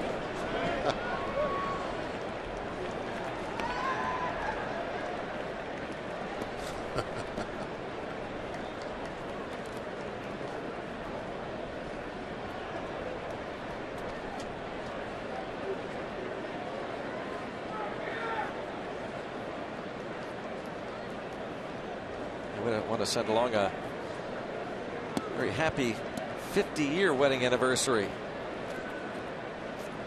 Tony Krismanich and his wife Eileen celebrated 50 years this past Friday. I believe Tony is scoring tonight's game, the official score. His wife Eileen watching. So congratulations, Tony and Eileen Krismanich.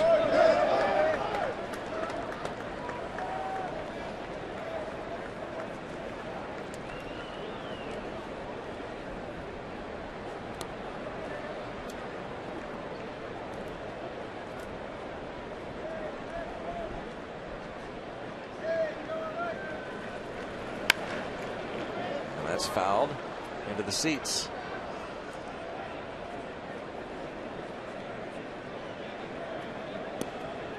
John Jay has been hit by a pitch twice and bounced into a force play.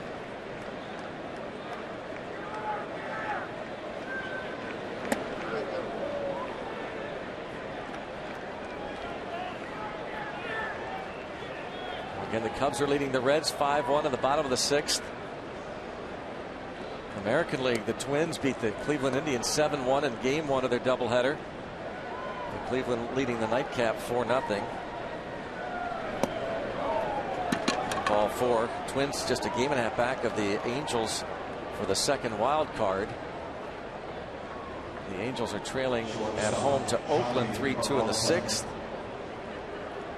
Houston Astros dropping a half game back in the wild card. They're playing at Seattle tonight. The American League West has not yet been decided. Texas started the day 2 up on the red hot Angels, who've won 7 straight. Texas and Detroit tied at 2 down in Arlington in the 3rd inning.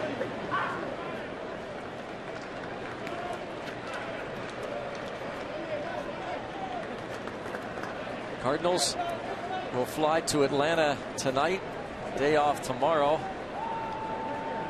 and they might be partying tonight, looking to capture another American League Central Division title. Well on their way to doing that.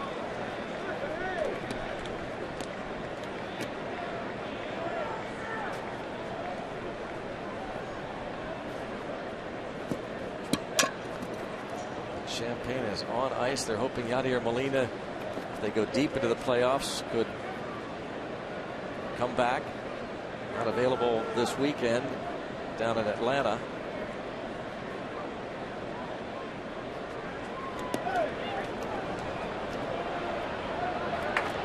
And the second base goes Jay.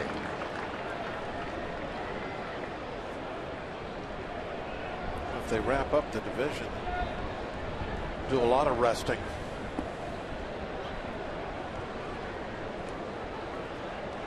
Wainwright pitched in game 1.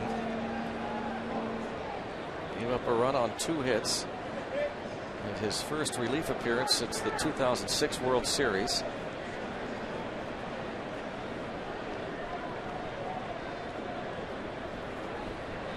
Because the Pirates have not clinched home field for the wild card, even if they lose, depending on the outcome of the game with the Cubs and Reds. That game on Friday against Cincinnati could still be meaningful for Pittsburgh. The Cubs play the Reds again tomorrow afternoon in Cincy. And another hit and a 7-0 lead, and they might be putting plastic on the lockers right now. Kevin Conrad down to the visiting clubhouse as Johnny Peralta brings home John Jay.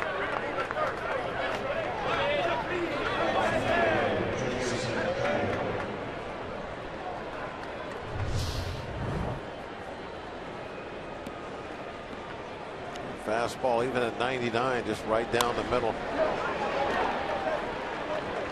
Some things in this game I just don't have an explanation for, Greg. Most things, but what up is, why does Camanero's 99 get hit like it sometimes does, and Bastardo will throw that same fastball at 93 and they'll swing right through it.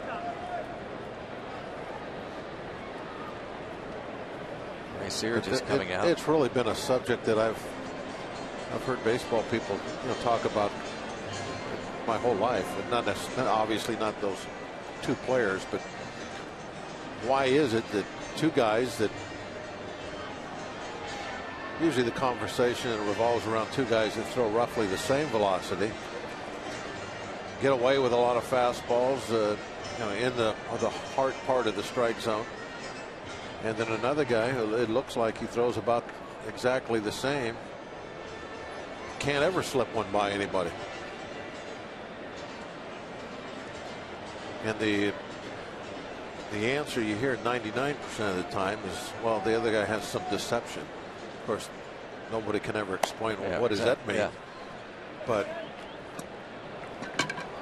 you just don't know.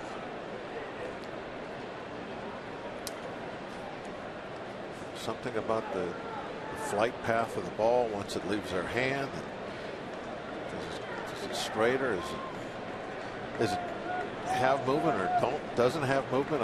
Who knows what it might be. But occasionally we see a Caminero go out there, and even though he's throwing 99, 100 mile an hour, we'll see that fastball turned on.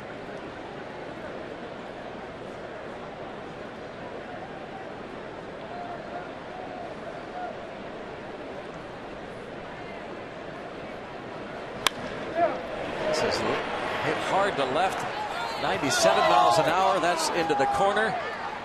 A double for Jason Hayward, who's having a fabulous series. And a great night. He is 3 for 4.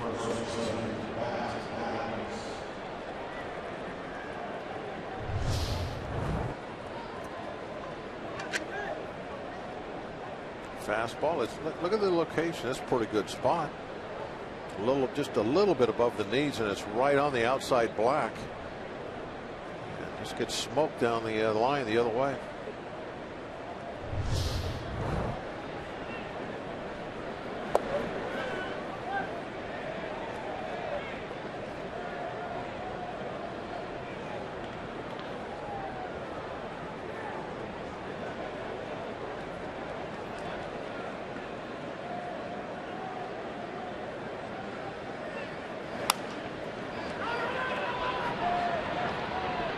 Number 2 at the infield end.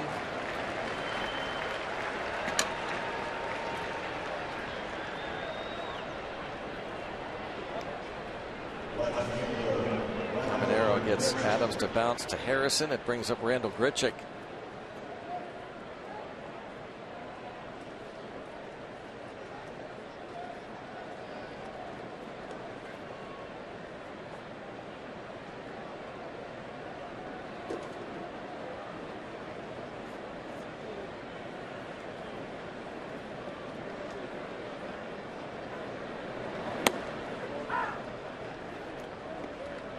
Pirates have also had a lot of players step up this season when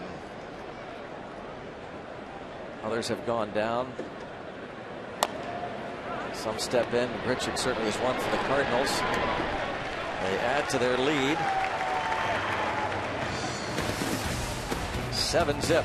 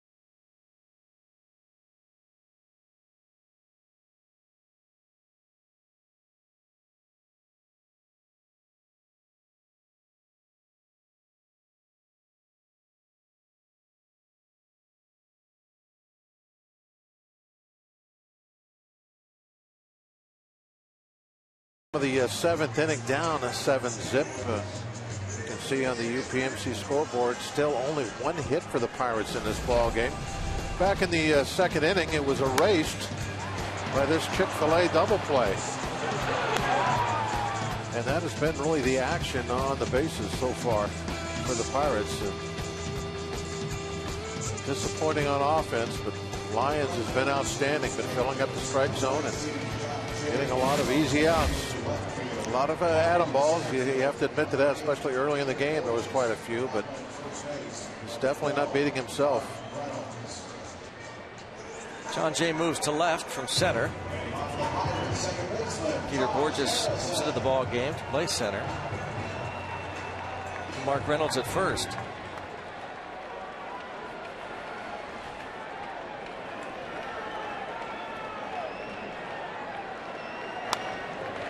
Well, there's a start.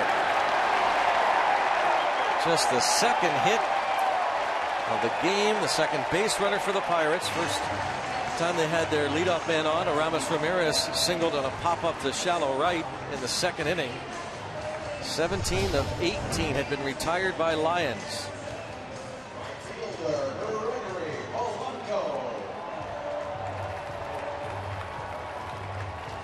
The base hit for Josh Harrison.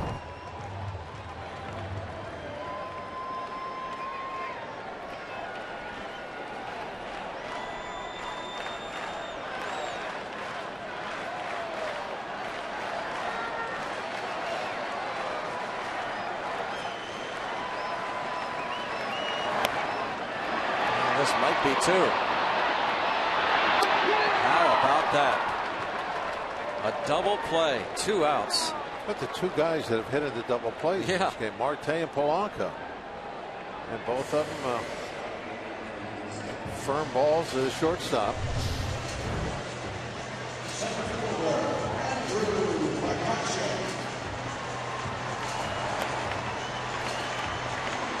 Another one hopper. Turned it into 2.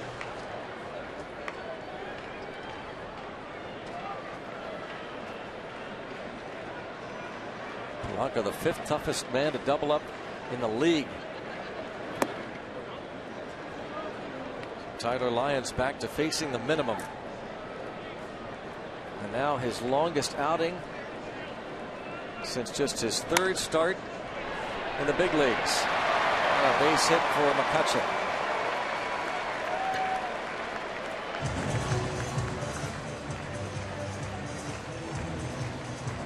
First career start in May of 2013 against San Diego. He went 7 innings, gave up 1 run on 4 hits. Then against the Royals in Kansas City, interleague game, he went 7 innings, gave up 1 run on 2 hits. On June 2nd, 2013, 6 1/3 innings, 4 runs against the Giants. Cardinals taking no chances. Looks like they're getting the bullpen up on that ground ball base hit.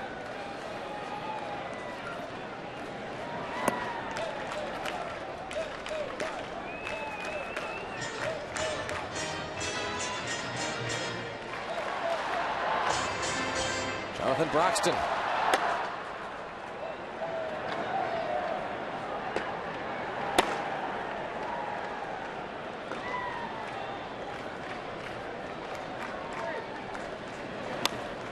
Roller fair. And kicks off the short fence. McCutcheon had hesitated, but he still makes it easily. A double for Ramirez.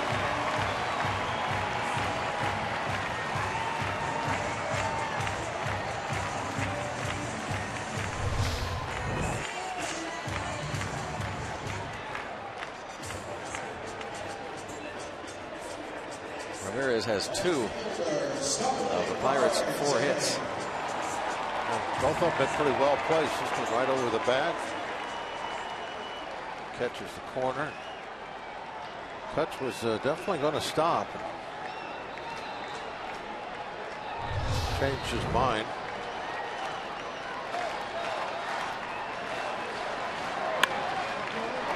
And Marte.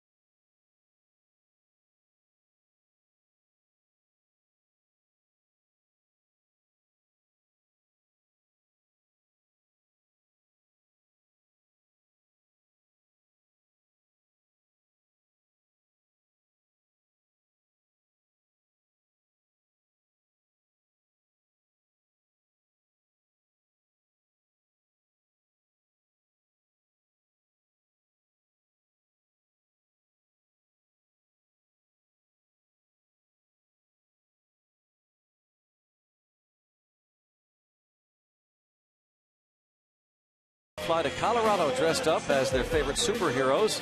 That and more on Inside Pirates Baseball, presented by Allegheny Health Network, tonight after postgame on Root Sports. Hello to Aaron Stubna watching this one tonight. And Jeff Hayback working last regular season game. Joe Furlick also. Michael Neisett is also working his last game. Paul Duda. Wayne Weaver. Pack of tape. But you know what? It's not tape anymore. I found that out.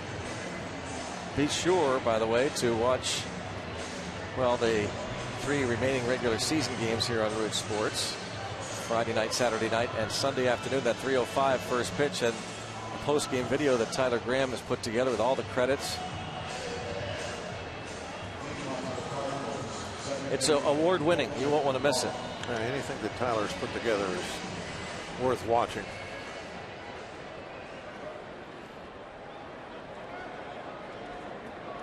Vance's numbers for the season.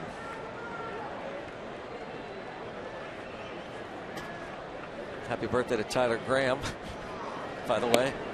I thought we said happy birthday. But that was game 1. Oh. I thought so.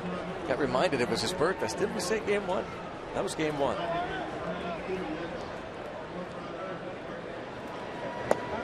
It's a different audience. That's exactly right.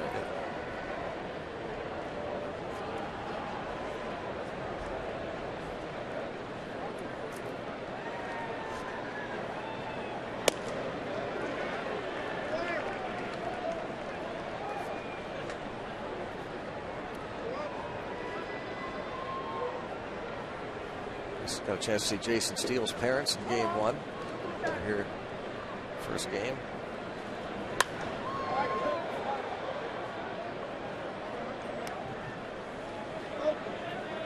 Dave Watson's last game, regular season game. Also tonight. It's kind of like the school year is winding down, isn't it? In a way.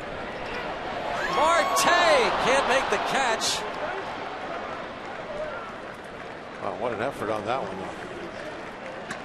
Great attempt. He absolutely sold out. Almost came up with it. Got leather on it, looked like.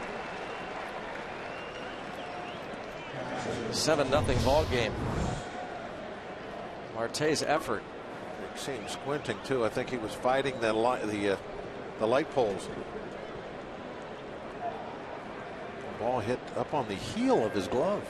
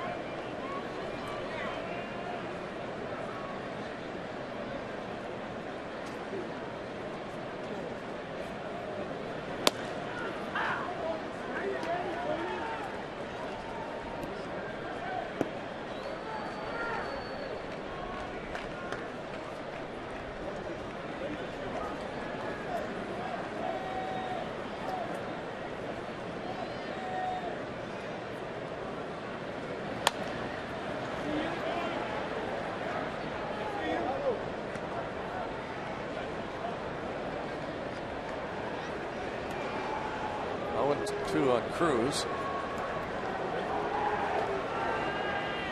On deck, Brandon Moss. So that is going to be it for Tyler Lyons. And did he step up?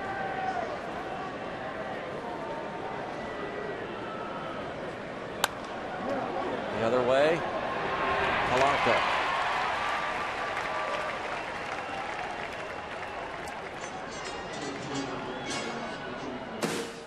Nissan Road ahead. The Reds come to town starting Friday night, and the Pirates announced their starting rotation. Francisco Liriano on Friday, A.J. Burnett on Saturday night, and Sunday afternoon, Jay Happ, Keita Sampson, Brandon Finnegan, Josh Smith for Cincinnati.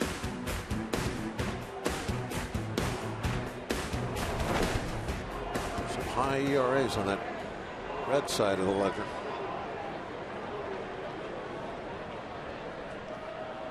AJ making his last regular season start of his career.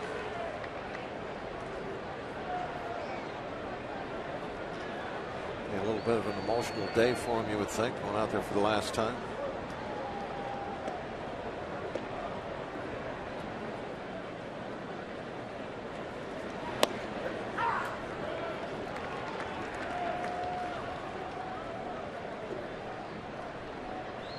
Well, hopefully the Pirates, unless they come back, they end up playing that wild card game. Hopefully here on Wednesday night, they win that one.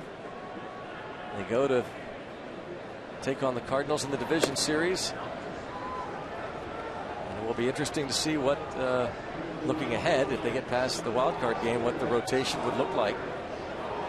It's going to be certainly Cole Liriano 1-2. Have to figure Jay Happ, the way he's pitching. Perhaps third.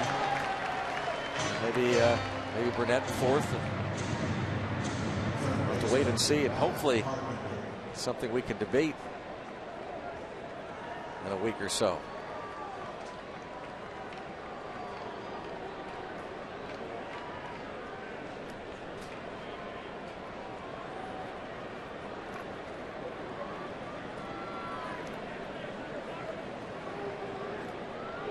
Cubs are leading 5-1 at Cincinnati in the 8th inning. So a good chance they are going to cut that lead to 2.5 games. Cubs have 4 left on the regular season schedule. The Pirates 3 after tonight.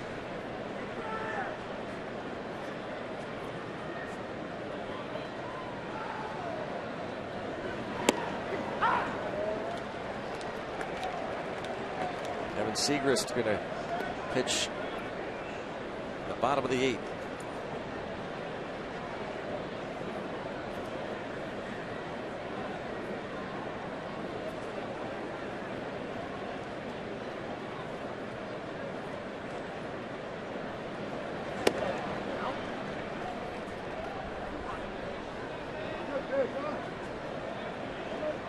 Vance Worley is the 5th Pirates pitcher tonight. Pirates fell behind early. Charlie Morton gave up 2 runs on 3 hits in the first. Had a 1-2-3 second, then a double hit batter, walked a man to load the bases. Clint Hurdle pulled him. Brought in lefty Bobby LaFramboise, who gave up the grand slam to Jason Hayward. And for Tyler Lyons, that was plenty.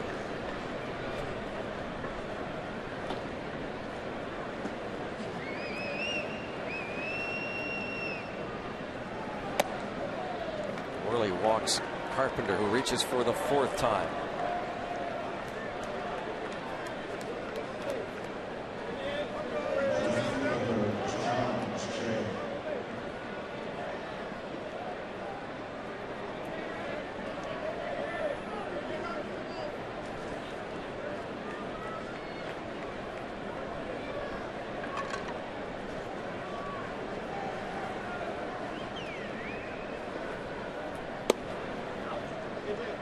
Vance Worley started the year with the Pirates, made 8 starts, 20 appearances, .378 ERA, designated for assignment. Got kind of tough when he went to the bullpen. The starting rotation was pitching so well that it was sometimes far and big spaces before he would be able to go out there and pitch. And after sitting around for maybe 12, 13 days, he didn't have to pitch 2 days in a row. It was a tough job in certain ways, being that long man in the bullpen. Sit around for a week or so, and every time the phone rings, it's never for you. And then you're pitching all of a sudden 6 innings in 3 days.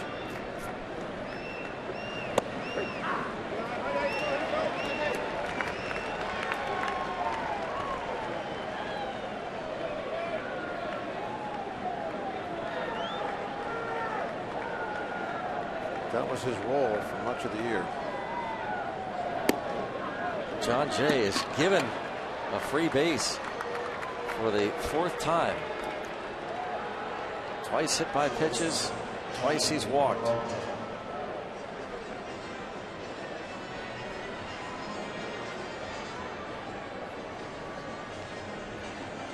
Ray Searage,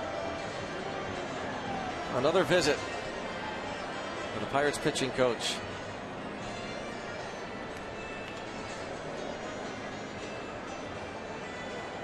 As the bases are now loaded, Colton Wong led off with a double after 2 outs, back-to-back walks. Carpenter and Jay.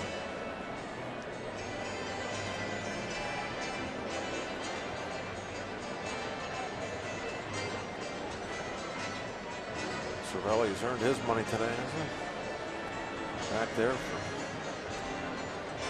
what's going to be 18 innings. Hero of the first game.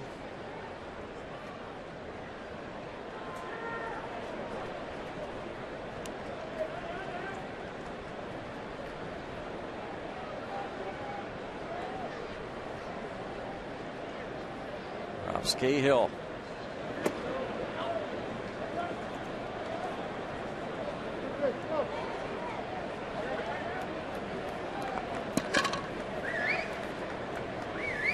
Once again, proof that there's just no momentum in baseball. Lined into the seats. All the momentum that you have goes away after the first pitch. You look at what the Cardinals, how they suffered that loss on Sunday. A devastating loss. The lead going into the 9th against the Brewers, the pinch hit grand slam. And they come in here and shut out the Pirates. 3-0, that 3 spot in the 9th inning on Monday. Pirates win an exciting first game of this doubleheader, 8-2, and Tyler Lyons blanks the Pirates.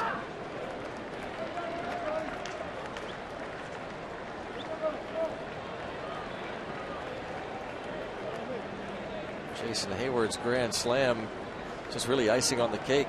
All that Lyons and the Cardinals have needed to this point was the run that Carpenter scored in the first after he led off with a triple.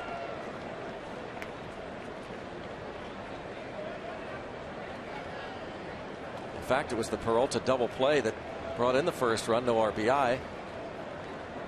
3rd batter of the ball game and made it 1-0.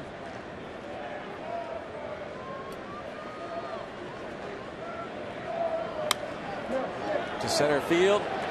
That's going to drop in, and this is going to score 2 more. And they can celebrate in St. Louis. And the Cardinals feel it now as Peralta brings home a pair.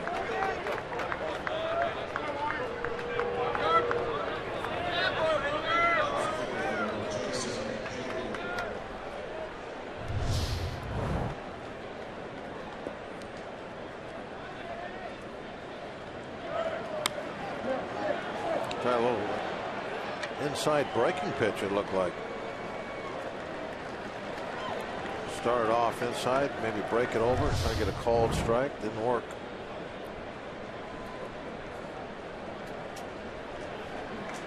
Cahill coming on. Cardinals coasting in this one on their way to another National League Central Division title.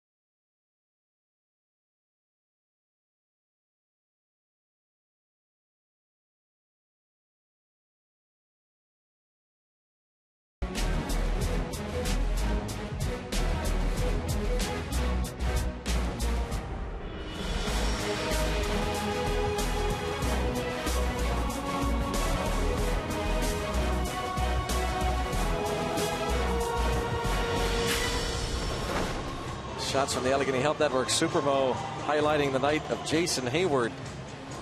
Has 3 hits. He is a triple shy of the cycle.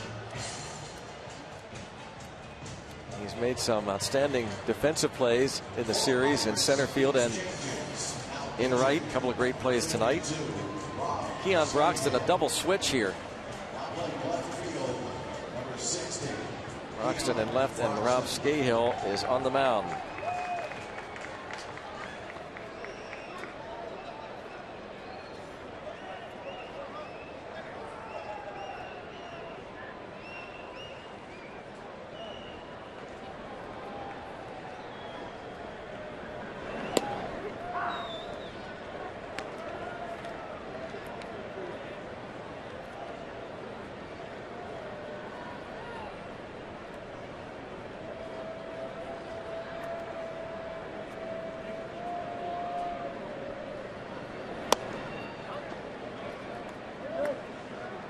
Cardinals with 10 hits,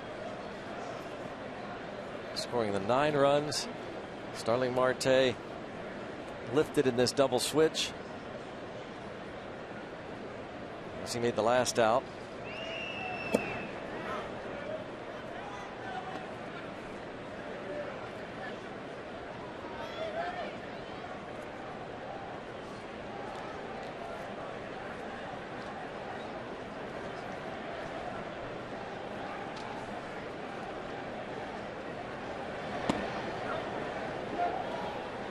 Three and one.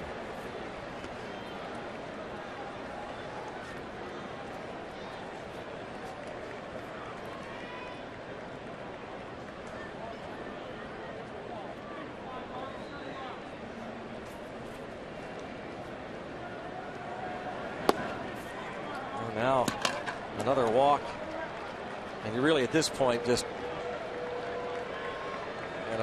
get this over with.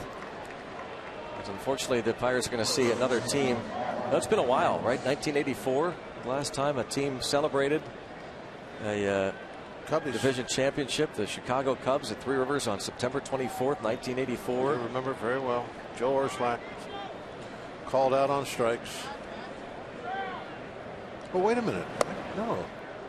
How about the Phillies? 1993. Phillies 93. They celebrated a division championship at. They clinched at Three Rivers. Did they clinch after you guys had won? We didn't. Or 93. I'm sorry. 93. Yeah. They clinched at Three Rivers. Yes.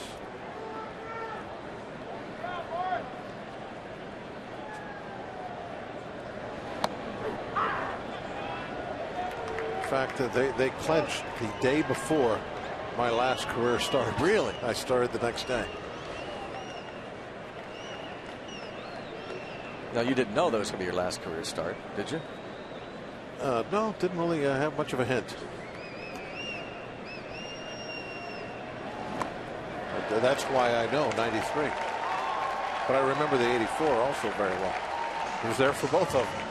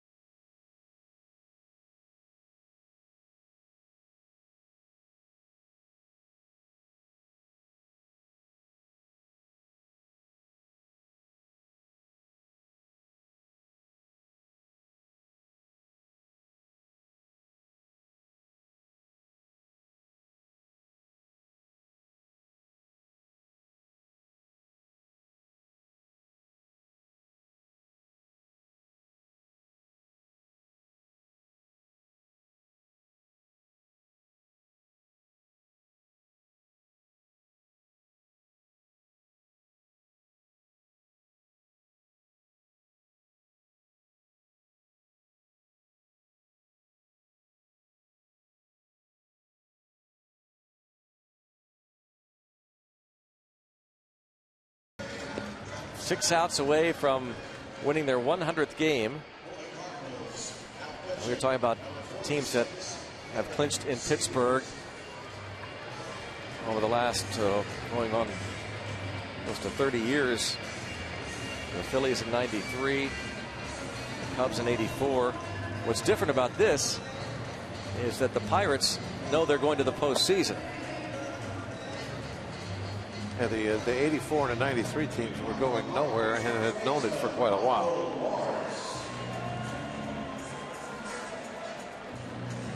Well, that does make it a little different.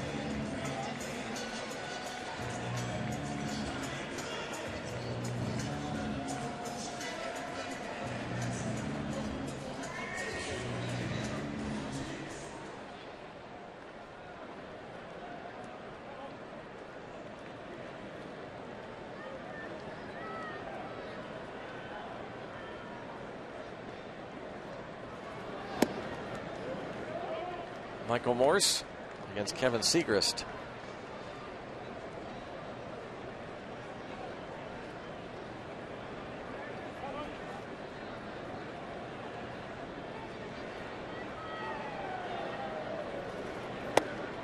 This will be the 3rd straight year the Cardinals have won the division.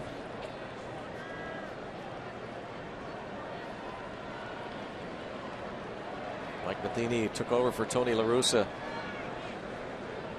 in 2012. The last time the Cardinals won 100 games was under La Russa in 2005.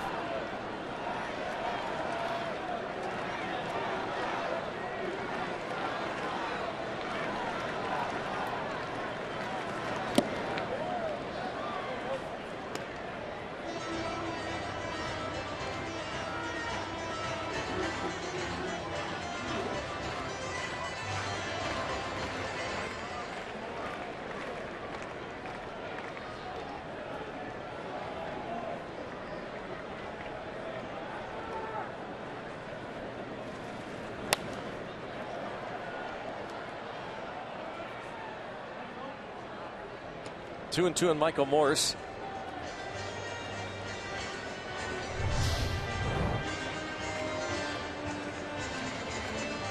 Getting in on Morse.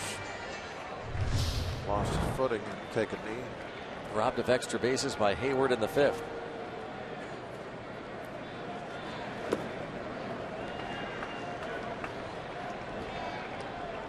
They are getting ready.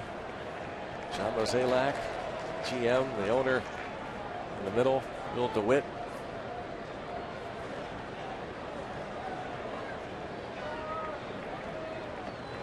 And in that clubhouse, champagne and the walk to Michael Morse.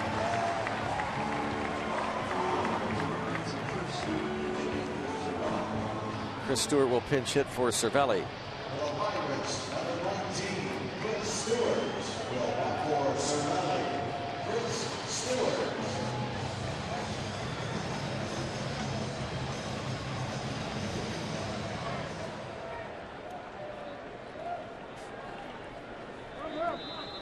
Cubs now lead 8-1 over Cincinnati.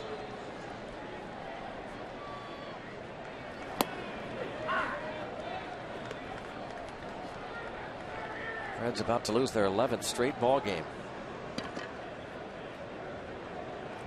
Definitely be limping in here. Would like to see them win one game.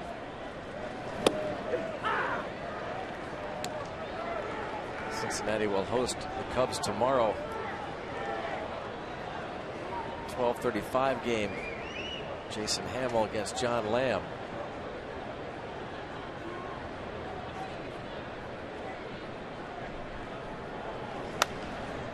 Stewart, a fly ball. It's going to reach the seats.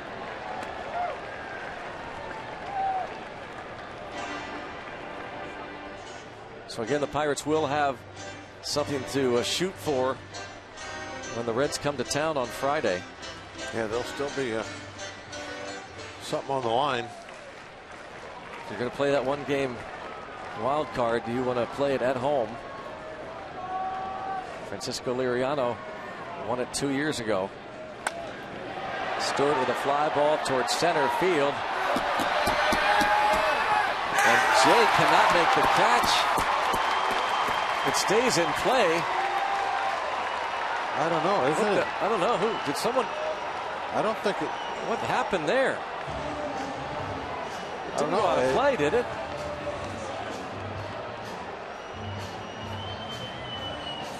Guess it didn't bounce out of play. I don't know why the Pirates just didn't keep running. He threw it back in. Not that it's all that important in the scheme of things. Saying I got it. And he didn't get it. Well, that was weird. Well, and now he's not even throwing it in. He held on to it forever.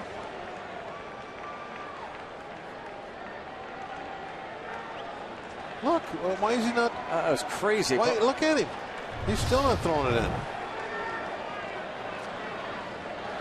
That was really weird. What also weird is that, I mean, again, not that it matters, but why would Stewart and Morris stop? Just keep going. Well, Stewart wanted to. He wanted to, but he couldn't. Yeah. So there was somebody at third. Why Morse didn't keep going is kind of bizarre.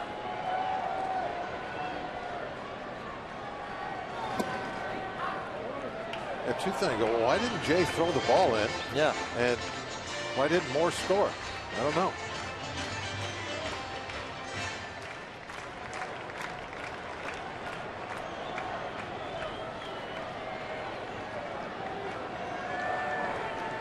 The only explanation I can think of that makes any sense is the cutoff guy is Peralta not looking. Sofield's kind of waving him and then decides.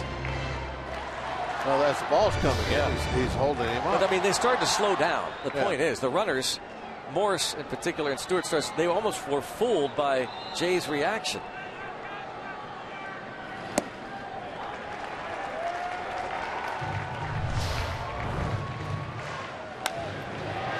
Again, the ball's still in play.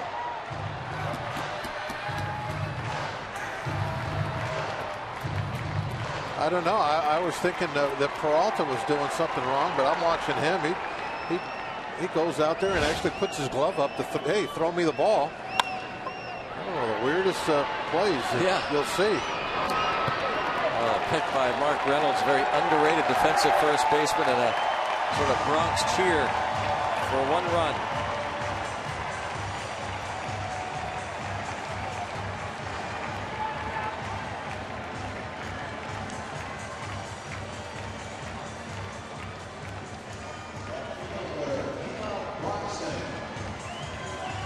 Broxton will get an at-bat. Second at-bat in the big leagues.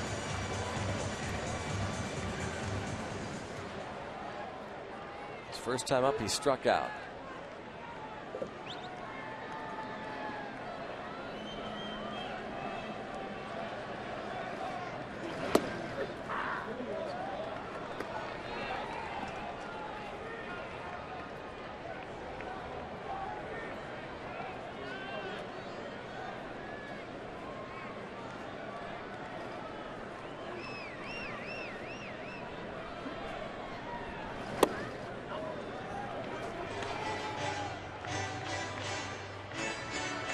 One on Keon Broxton. Came on to play left field.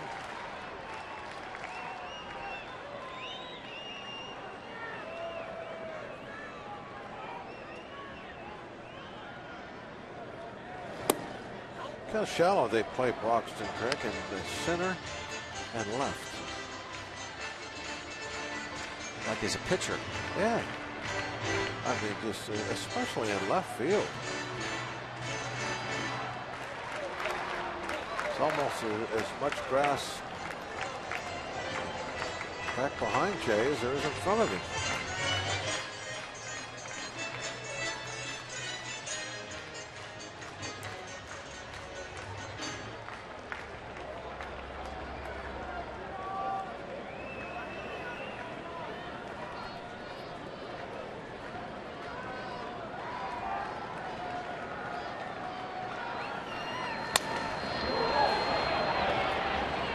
the second out.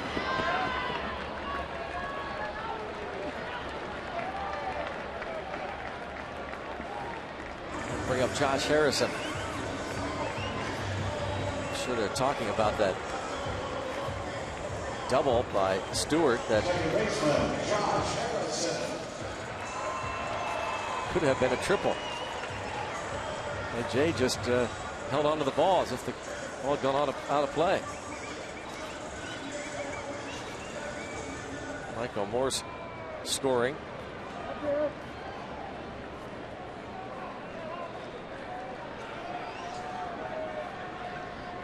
Morris had to think that ball bounced over the fence.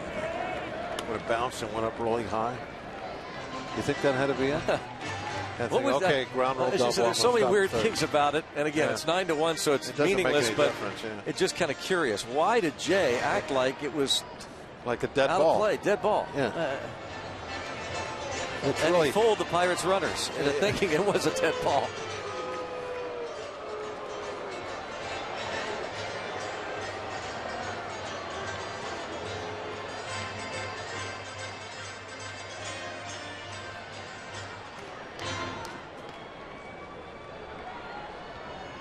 It was all about the decoy that time for Jay, because as Jay's going for the ball, he's waving his arm, calling it like he was going to catch it. Right. Just really deking everybody. Didn't want those base runners to think he wasn't going to make a catch. And then once the ball dropped, deked him again.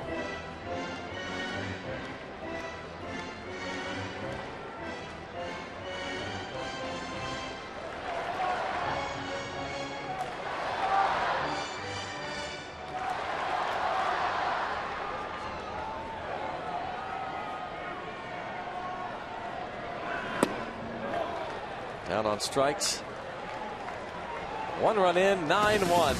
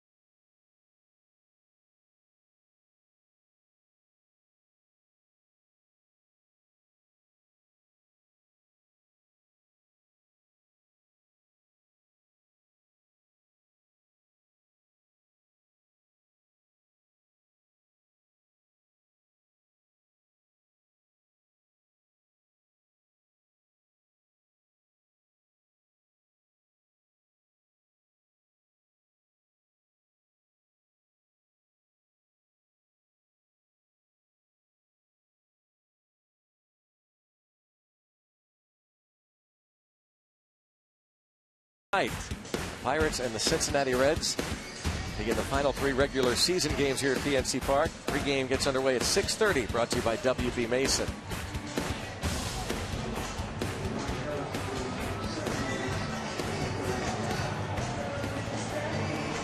Really pretty night, but not a pretty score. Travis Snyder's going to come on to play left. Keon Broxton will move from left to center. So Andrew McCutchen exits.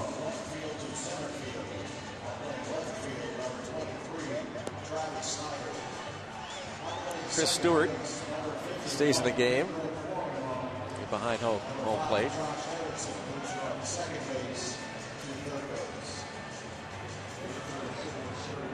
Pedro Florimon takes over at second.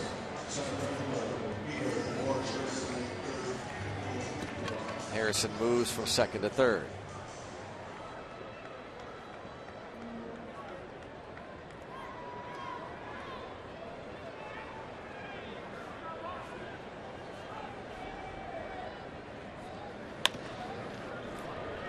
Mercer just does get the speedy Borges. First at bat for Peter Borges.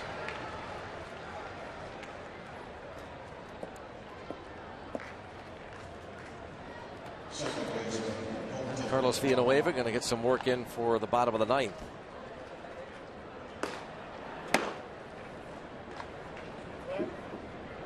Kind of a nice feeling for Villanueva. Chosen to be out on the mound for the dog pile.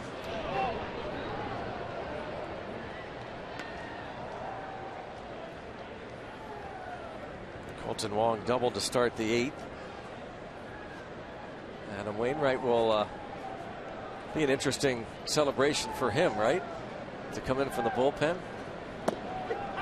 It'll be a change for him. Yeah. He'll be sprinting in from the bullpen.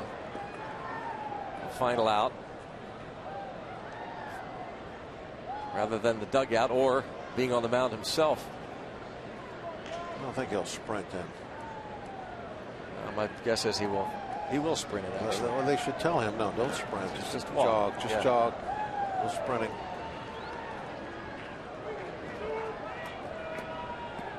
Again, it was September 28, 1993, the last time a team clinched a division in Pittsburgh. At Three Rivers, the Phillies beat the Pirates 10-7 to clinch the National League East.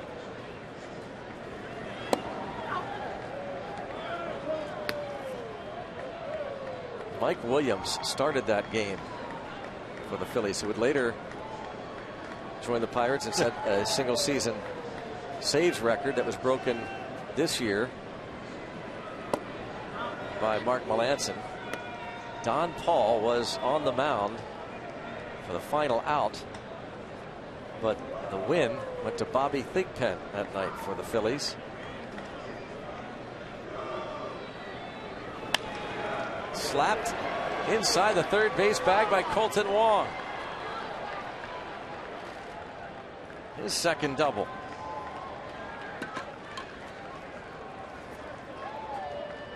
Last two times up, Wong has hit the ball the other way.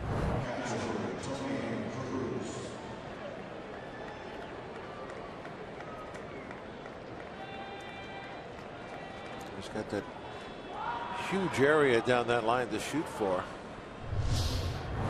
It'd be really inviting. You got all that space, and then you know too, if you do hit it, it's not a single, it's going to be a double. Yeah. He went right for it. Paid off for him.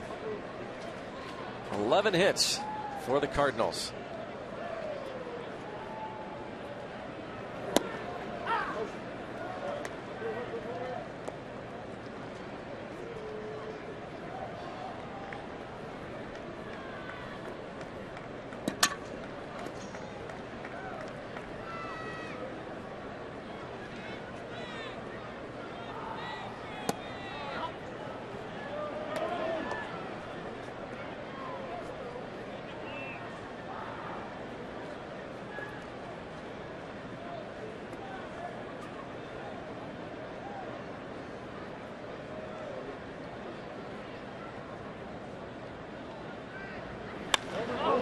Driven deep. Tony Cruz. Whoa. Crushes one toward the rotunda. His second home run of the season. Cardinals decide to flex their muscles here in this one.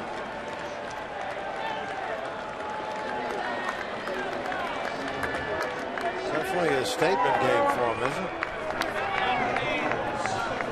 11-1 now.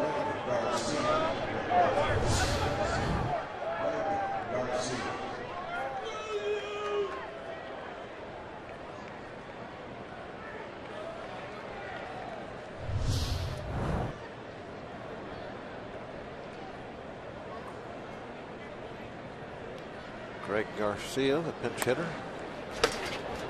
That's for Segrist. Tony Cruz, being the backup to Yadier Molina, will not get many opportunities, but this week he's been playing almost every game in Molina's absence. Doing a pretty nice job. It's his second home run. His first was hit in Arizona, August 27th. Came within about 6 inches from hitting a home run in the first game today. Yeah. Dead center. The very top of the wall. Garcia can run. Harrison will get him. Looked like he was trying to do the same thing that Wong did, didn't it? It did. Even with the foul ball over toward the dugout, he's trying to slap a ball down that left field line. And then in his mind also, if I chop one over there, I might be able to beat it out because of my speed. Inside out swing. Definitely trying to go that way.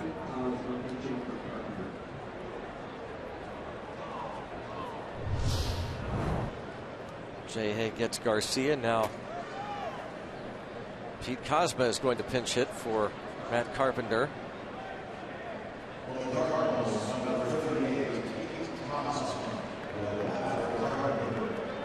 Carpenter was on base 4 times tonight.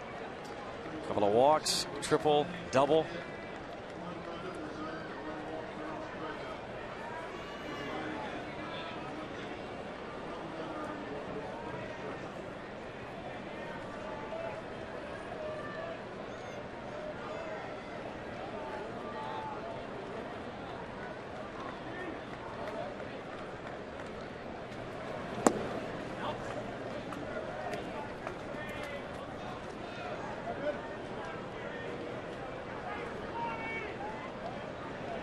Just a 165 average for Kozma.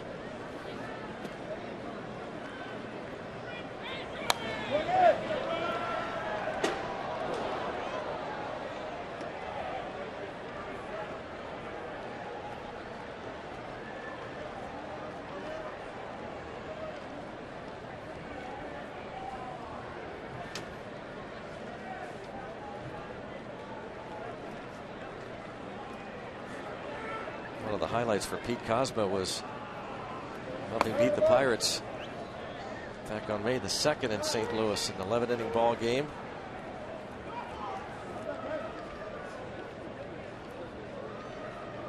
He only has 91 at bats on the season, but does not have an extra base hit. Kozma had a base hit off Jared Hughes in the 11th inning and would score on a sacrifice fly by Matt Carpenter, and sends one to right. So 3 more outs for the Cardinals to capture the National League Central Division.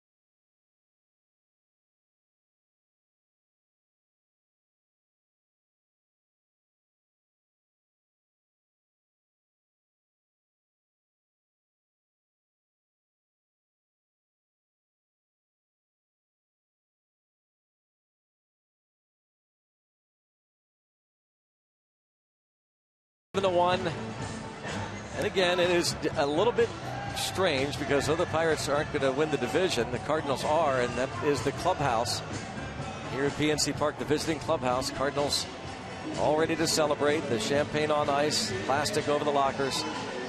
Pirates will be going to the postseason. They may be meeting these Cardinals again. Jason Hayward, a big part of this, his first year with the Cardinals. Traded over from Atlanta.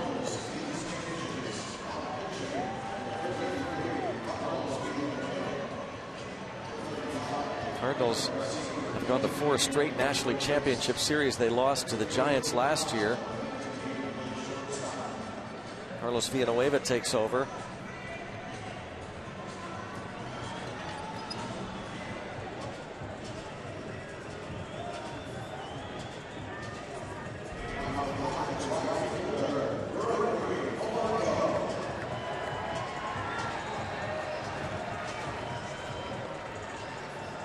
Bucks 96 wins on the year with 3 more games to play.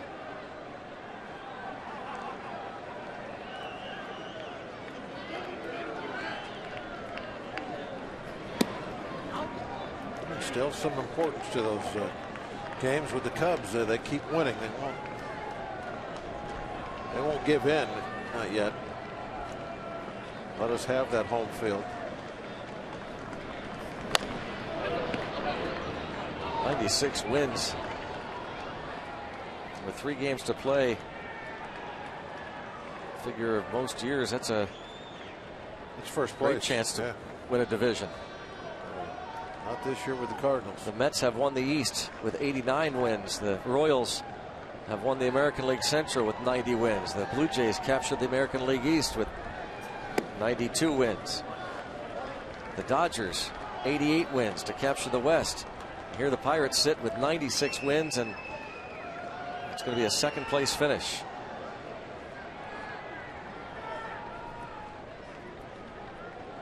That's if Pirates finish the business of holding off the Cubs, the top wild card.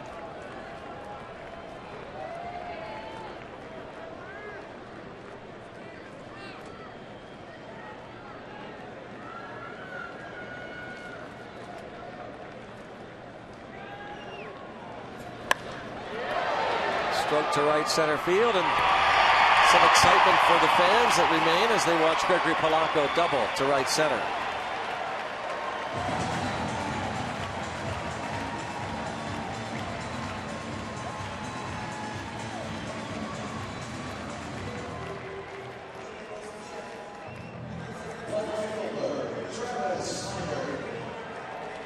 You can't give away at bats. Keep going up there and doing the best you can. See what happens. Blanco. Nothing else. A little something for Villanueva to remember, maybe for next time. First at bat for Travis Snyder. Andrew McCutchen was 1 for 3. Tyler Lyons went 7 innings, 4 hits, no runs, didn't walk a batter, struck out 5. And you thought that maybe you're catching a break when, not that you wish ill will on Carlos Martinez, but when he went down last week in his start against the Brewers and Tyler Lyons finished up, and Lyons in his spot in the rotation.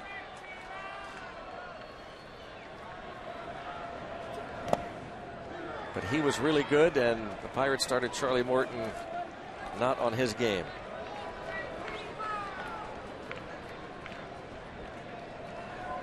Lyons, he looked as good as anybody we've seen in a while.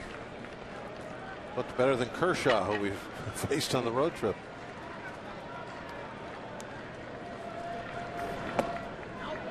Kershaw had a big one yesterday, didn't he? Yes. 1 hitter. 13 strikeouts.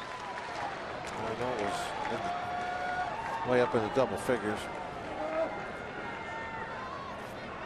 1 hitter for the clinch. Snyder pops up on the infield.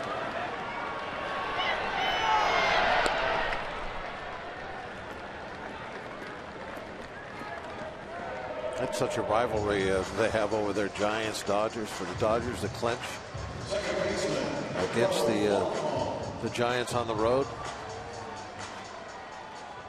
Had to be pretty distasteful for the Giants fans.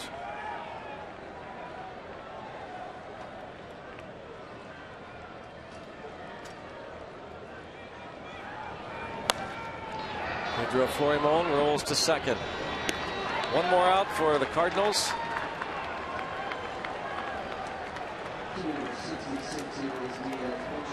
Clubhouse awaits.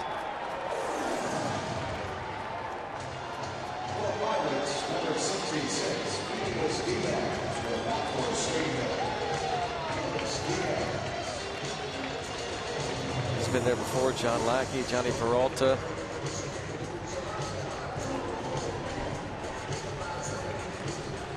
Cardinal fan base traveling to Pittsburgh.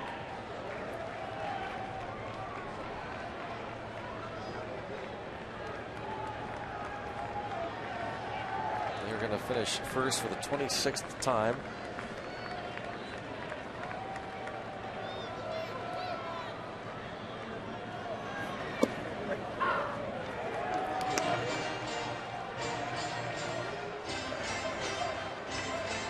Elias Diaz pinch hitting. Just his second at bat in the big leagues. What a franchise the Cardinals have had over the last century.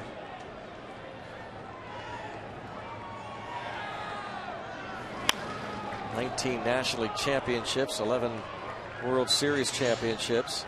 A little bit kind of like the Yankees, really, of the National League. All those banners flying over Busch Stadium.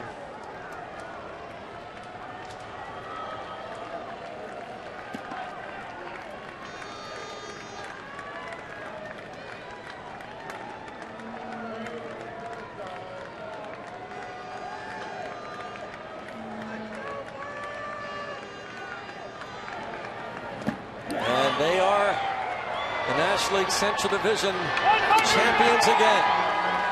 The St. Louis Cardinals win their 100th game. And they will await the winner of the wild card. The 2015 National League Central Division champion St. Louis Cardinals. You really have to tip your cap. Yeah, you do. They had a heck of a year, 100 wins. They certainly went through a lot of injury problems. Great pitching all year long. They were the dominant team in baseball. Hopefully we will meet again.